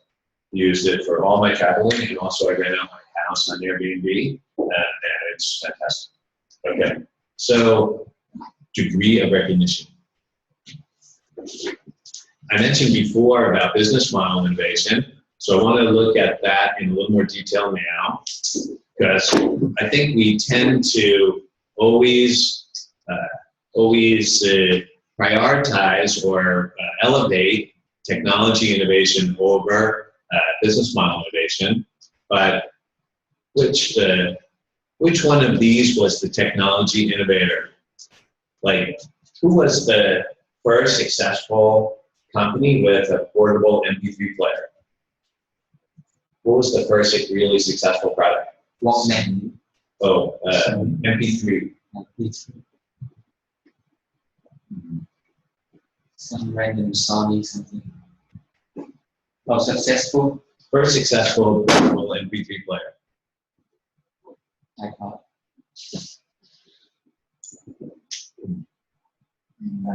Diamond.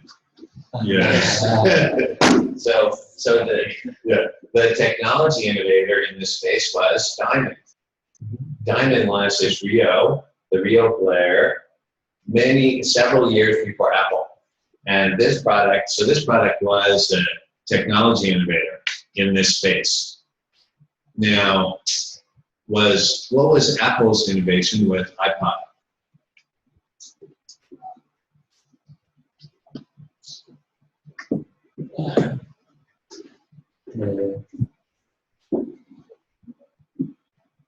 Storage, memory, number of the users, So they have more storage, and what else? high quality. The quality, I think, is about the same. What else?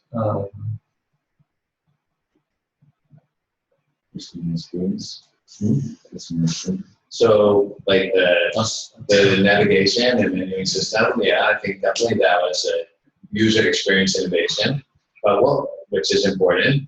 But what was the most powerful innovation that Apple launched with iPod? I think the iPod can download the menus from. Yeah. So Apple changed the whole factor of competition in this market because they turned the MP3 player market from hardware to hardware, software, and service. Diamond and all the other competitors in the market since 1998 were selling hardware. Apple transformed the market with a disruptive business model, which was selling hardware, software, and service together. And with that innovation, they captured 90% of the market, and they still dominate the market for hard drive-driven portable MP3 players. So that was a business model innovation, crushing technology innovation. And actually, business model innovation will trump technology innovation almost every time. A few other disruptive business models. I'm going to talk about these more when we get to business model section, so we don't have to go over these now. Next, for now, I want to look at our innovation and value proposition questions, because when you start constructing the innovation and value proposition portion of your business plan and business model canvas, I want you to think about the answer to each of these questions. If you can answer each of these questions for your startup, you'll be in good shape on your innovation value proposition. If you cannot answer one or more of these questions, excluding maybe question 5, so I would say questions 1 to 4 are must answer questions. So you should think hard about your own product and service. How do you answer these questions? First question, what is your product and what's innovative about it? So we spent a lot of time talking about that already. And question two, but a footnote on question one. Let's say that you do a presentation for investors, and the first question that you get after you finish your presentation is, can you explain to me what exactly is your product? So what should that tell you?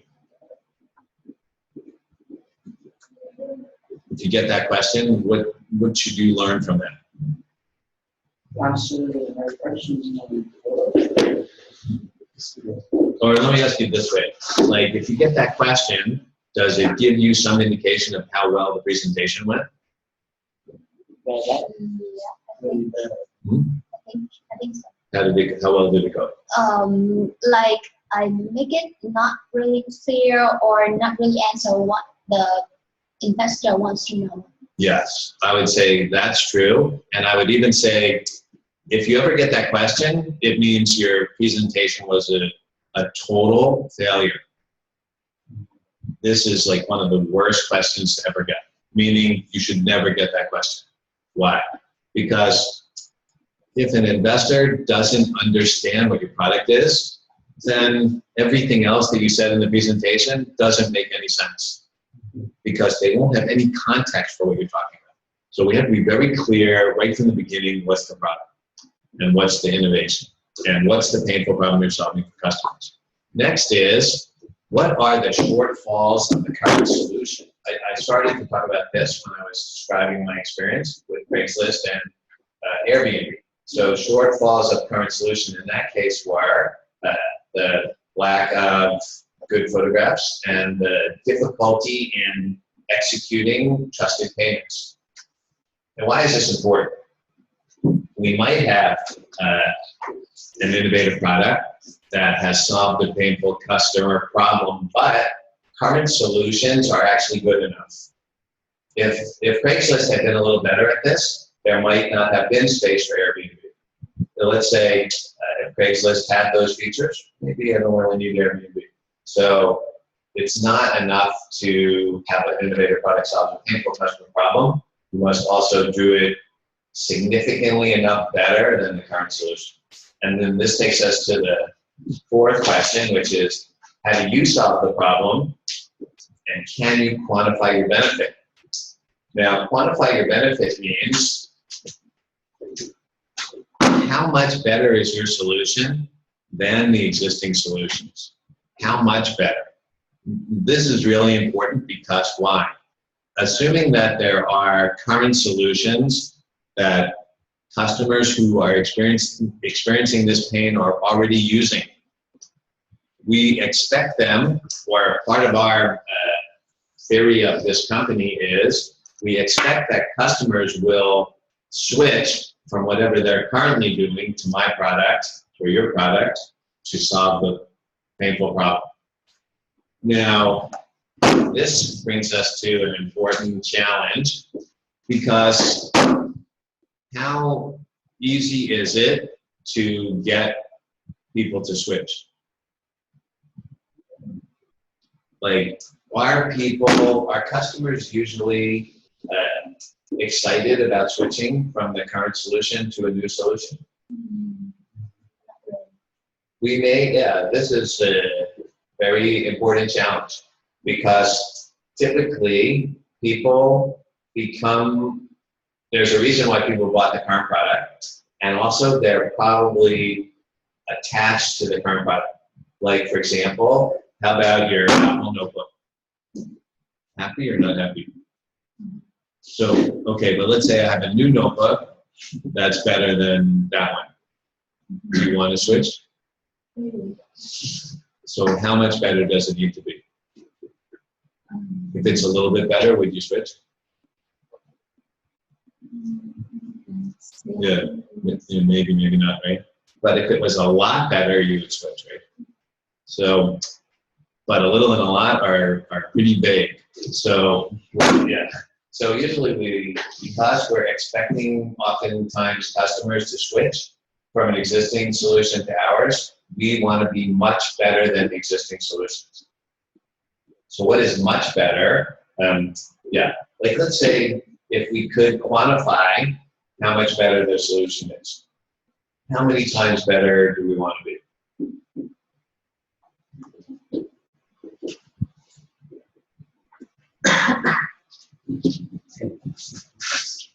10,000? Okay, that's good. Like definitely 10,000. But how about what's the lower limit? Lower equal or higher. Yeah, is it? Maybe equal is difficult because if just equal, like why switch? Better than maybe 10. Yeah, so actually we usually like 10 times better. Now, meaning we don't want to see incrementally better, like 50% better or twice as good. I mean, that might be sufficient in some cases, but ideal cases are you're 10 times better than existing solutions.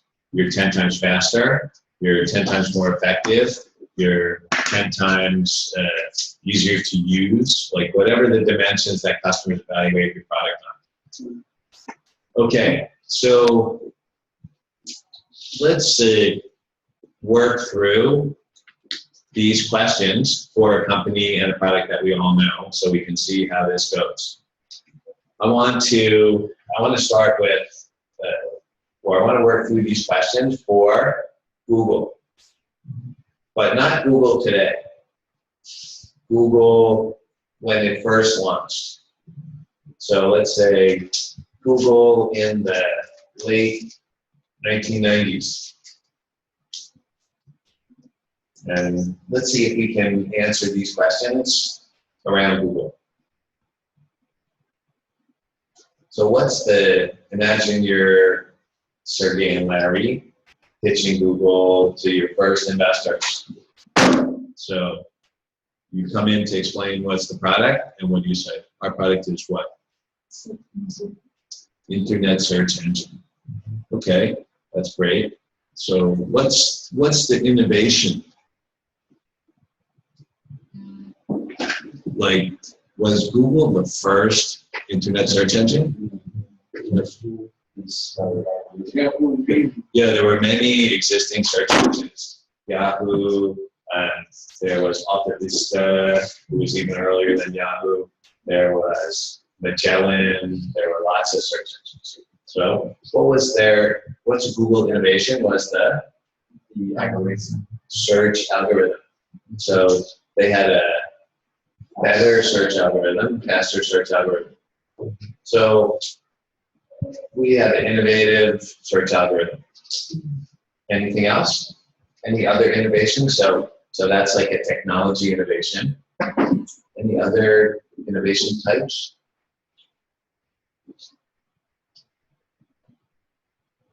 Oh, they let advertisers advertise on their platform.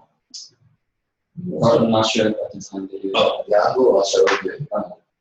But let's come back to that. It's a good point, but let's come back to that. One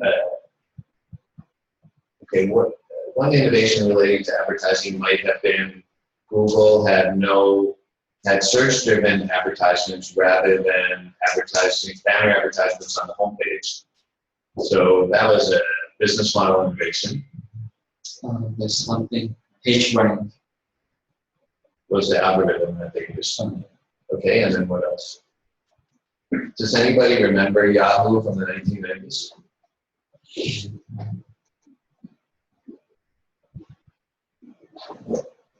No? So, or even Yahoo's homepage today. How does it look different from Google? A lot of content. Like the Google homepage is very simple. So it was a user experience innovation. Like Yahoo, the market leader at that time, they have a very busy homepage. Advertisement, search box, categorization, and Google came out with a very simple user interface, just a search box. And they also had a process innovation. Process innovation was what? How was Yahoo providing access to the internet for users? What was their approach to search engine back then?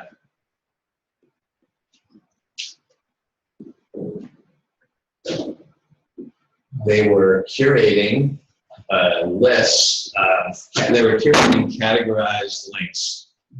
So they would have, the homepage would be based on link categories, and then they had a whole team of people that went through and curated links for each category, and was scanning internet all day in, day out to find new links. Google automated this whole process.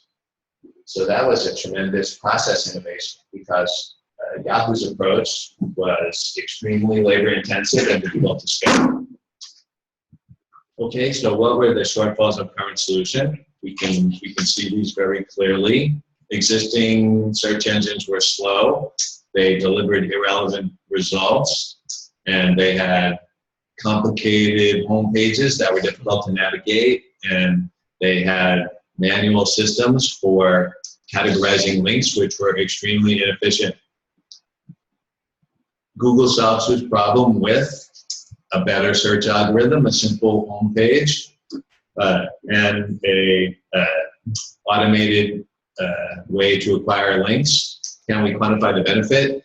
Definitely, for some of those, we can quantify the benefit, like our search algorithm is X times faster or returns Y more relevant results.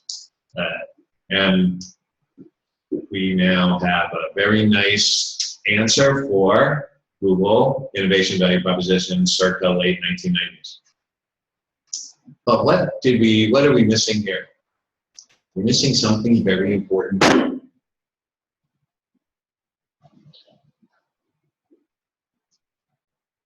Like, what are we missing is, we talked about Google's innovation and value proposition for their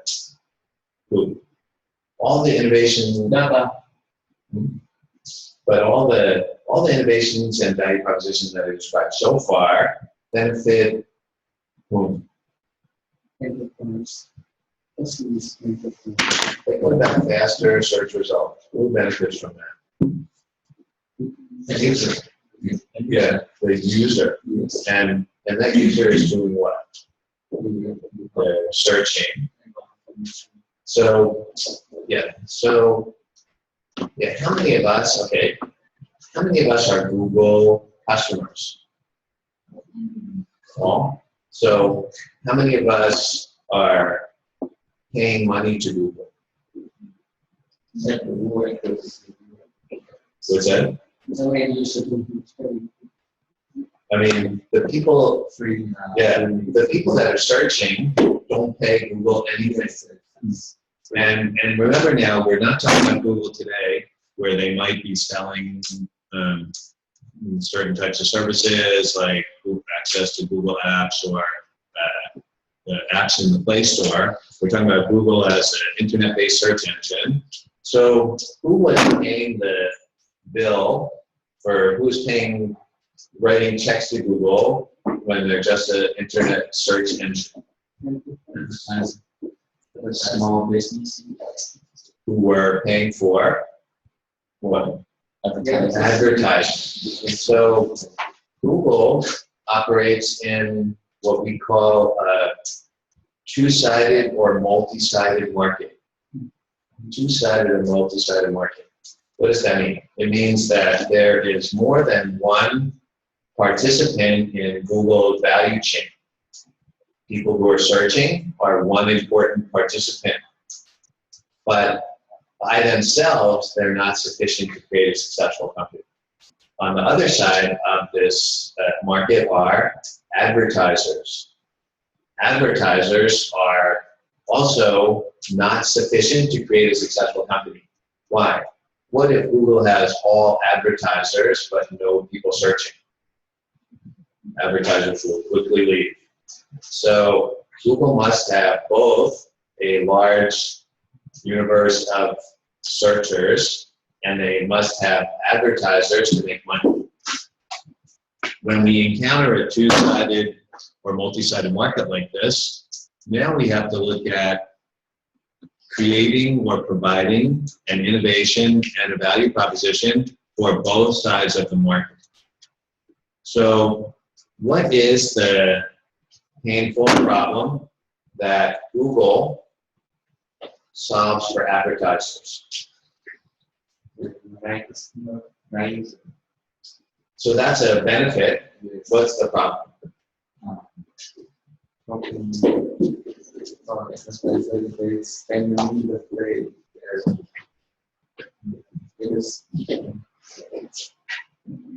Waste money. Yeah. Yes. Yes. The painful problem for advertisers is wasting money. And how painful is that problem? Painful. And who suffers from it? All. And that's why Google's so successful. Because I believe that that's the single most important reason why Google has been so successful, because they have solved a painful problem for advertisers. Now, if they weren't able to provide the solution for people who were searching, they would have failed. But having attracted significant mass of searchers, the real reason they succeed is because the value proposition for advertisers. And what is the value proposition? They reduce wasteful spending on advertising. How do they do that? Because they provide search-driven advertising, which is likely to be more effective because people who are searching for a related term see an advertisement for the product, and therefore companies are not spending ridiculous amount of money to send advertisements for like, let's say, cosmetics to men who don't buy cosmetics. So just wasting advertising spending. And second problem is wasting spending and also inability to judge the effectiveness of my advertising spending. So this is the long-running problem that advertisers have faced since the beginning of advertising.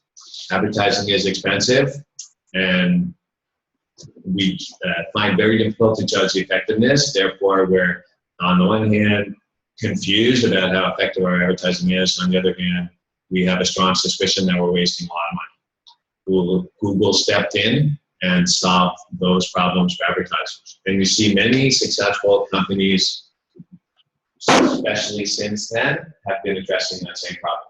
So better and better advertising methods have led to more and more successful companies in this space. I'll tell a story from my own experience, then we'll wrap up, that illustrates this exact problem. In fact, I went to one of the first companies I invested in. We were doing something called interactive outdoor advertising. We had an innovative product. The innovative product was a advertising poster case that had a computer inside. And it was connected to a local area network, and it used a 42 or 40 inch, at that time, plasma screen, which was set vertically into the poster case. So it was the same size as like an A2 poster, and it was designed to fit into existing poster cases. And it had all sorts of very cutting edge functions.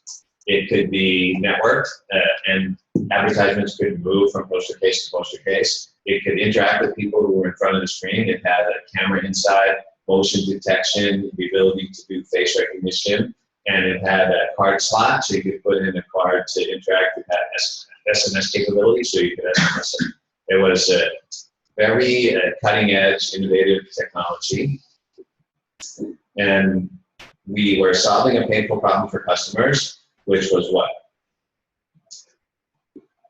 The painful problem we were solving for customers is very similar to Google's problem, wasteful advertising spending. Actually, it's very hard to find a more wasteful form of advertising spending than posters. outdoor posters. Like, how many outdoor poster cases do you think you passed by today? 1,000. Yeah. How many advertisements do you remember? Yeah. Can you name one advertising poster you saw today? I mean, some studies of this at that time showed something like 97% of the outdoor advertising poster messages are ignored. So, meaning nobody sees the posters. But actually, there's very powerful opportunity there. Why? Because advertisers can do two fundamental types of advertising. They can do brand reinforcement or call to action. Right? Brand reinforcement is like a poster case that says, Nike, just do it. And you look at that and it helps you remember what makes Nike special. Call to action is you receive a newspaper today and there's a coupon inside that you can clip and get a discount. But actually, if you think about it, the priority of these is reversed. Why? Where are you when you see the Nike poster? You're likely in a shopping mall. And maybe in that shopping mall they even sell Nike, but all you see is Nike do it, and that's it. The coupon that you receive in the newspaper, maybe you could bring it into the Nike store to get a discount. But where are you? You're at home with the coupon. You're not anywhere near the store. So our value proposition was we can enable advertisers to do call to action advertising right outside of the point of sale retail.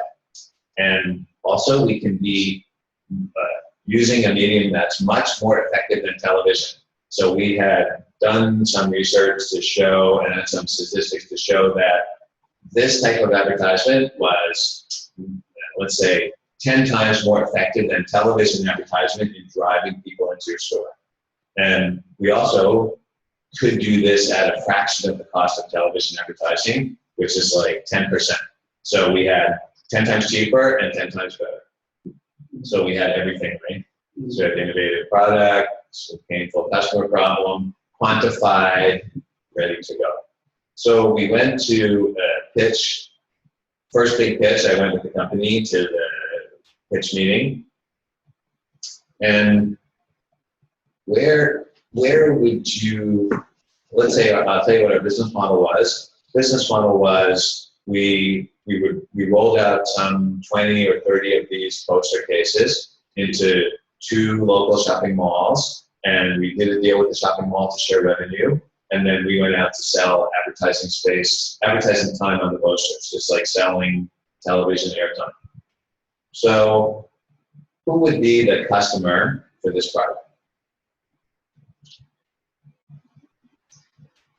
Fishing company.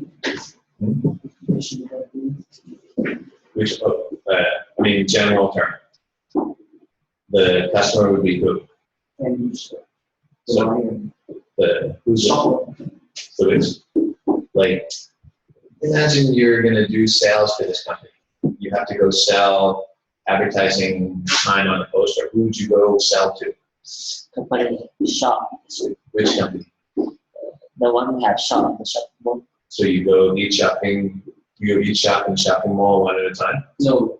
Where would you go? The head office, the person we go to the Nike. Okay, would you go call Nike? Yeah. Who would you call? Who at Nike? Oh, depends on What's that? Marketing team. So who in the marketing team? The one who care for the advertising part. And then what would you tell them? Cheaper, so cheap for you, and like it is 10 times cheaper and 10 times better. But do you think that Nike handles this internally in the marketing team? They had an agency. So most likely Nike works with an ad agency, or more specifically with a media buyer. So the direct consumer for this type of product, meaning the person or company who is the purchaser of this product, is either media buyer company or a media buyer within the advertising agency. So even big companies like Nike, they typically don't have their own media buyer. They outsource that. Okay. Now, So we were pitching to a room full of media buyers because we went first customer to one of the biggest media buyers in Singapore. So we pitched the value proposition. We have a form of advertising that's 10 times cheaper than television and 10 times more effective. So what do you think was the reaction we got from the media buyers?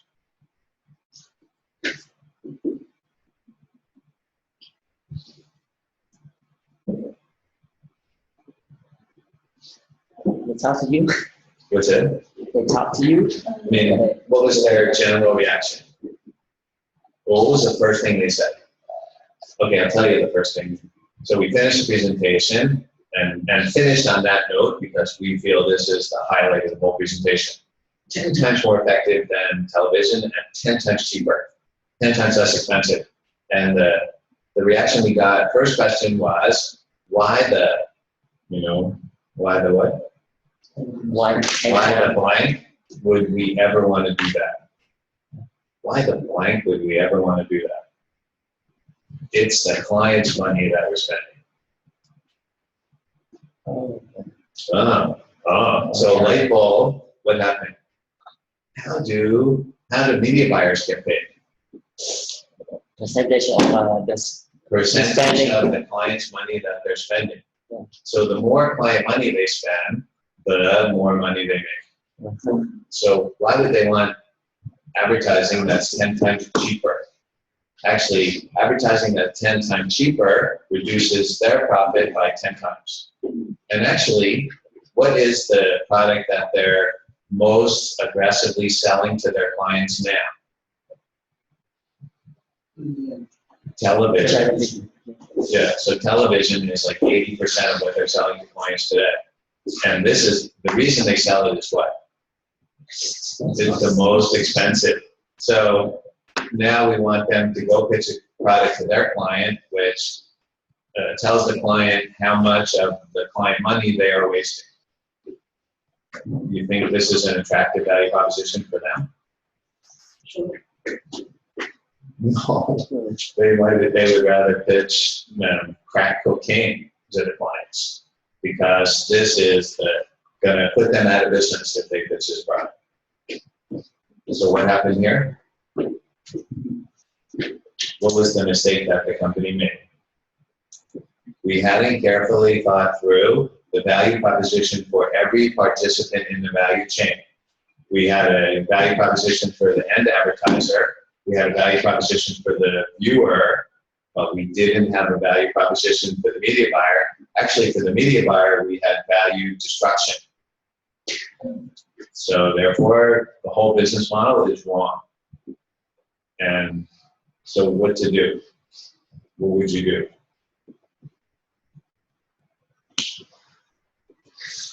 Say that it's most effective, but charging 10 times more. Yeah, maybe we don't need to cut the price rate. But even that, okay, but now if we're more effective than television, then television is less effective. So this is a hard message for them. But okay, there's one solution that people usually come up with right away, which is what? How about we go around the media buyer to the end user, to the end advertiser and pitch them directly. So you can do that, but how many times can you do that? Once, because what happens? You can go around the media buyer, pitch to the end advertiser, and they might try you once, but then who will they ask to evaluate the effectiveness of this campaign? The media buyer. And the media buyer is going to say what? Bad. Bad. Terrible. Like, yeah. And then, okay, and so what's the solution? Yeah, actually what happened is the company failed, but actually today advertising is sold on this basis. Now advertising is sold on the basis of how effective it is. So basically we were too early in the market. You know, we were at the stage of, where were we in recognition? We were, the client has the problem but doesn't know it yet. So meaning the advertising client. So unfortunately, we died before the market could develop to the stage where we could sell this value proposition, but the takeaway point is we must be well aware of all the participants in the value chain, and we must have a innovation and value proposition for each one. Okay, so that brings me to the end of my innovation and value proposition workshop for today. We're going to meet again tomorrow, same time. Tomorrow we're going to talk about market identification and analysis, which is identifying the correct entry segment, because the next most likely reason we're going to fail after insufficient demand was we entered one wrong segment. So we'll figure out how to get into the right segment and what strategy we can use to do that. In the meantime, since you're going to be doing the first presentation in 2 days, if you haven't already begun to develop it, I would start to develop it. So what I would focus on for the first presentation is your innovation value proposition, meaning be ready to at least answer all the questions in this section, innovation value proposition, problem and solution. You can see that this very closely mirrors this list of questions. So you should be prepared in the first presentation to answer as many of these questions as you can. Also, you can start looking ahead to market identification analysis. There's a series of questions I will introduce tomorrow. You may be able to incorporate some of those in the first presentation. Okay, so, thank you for your time.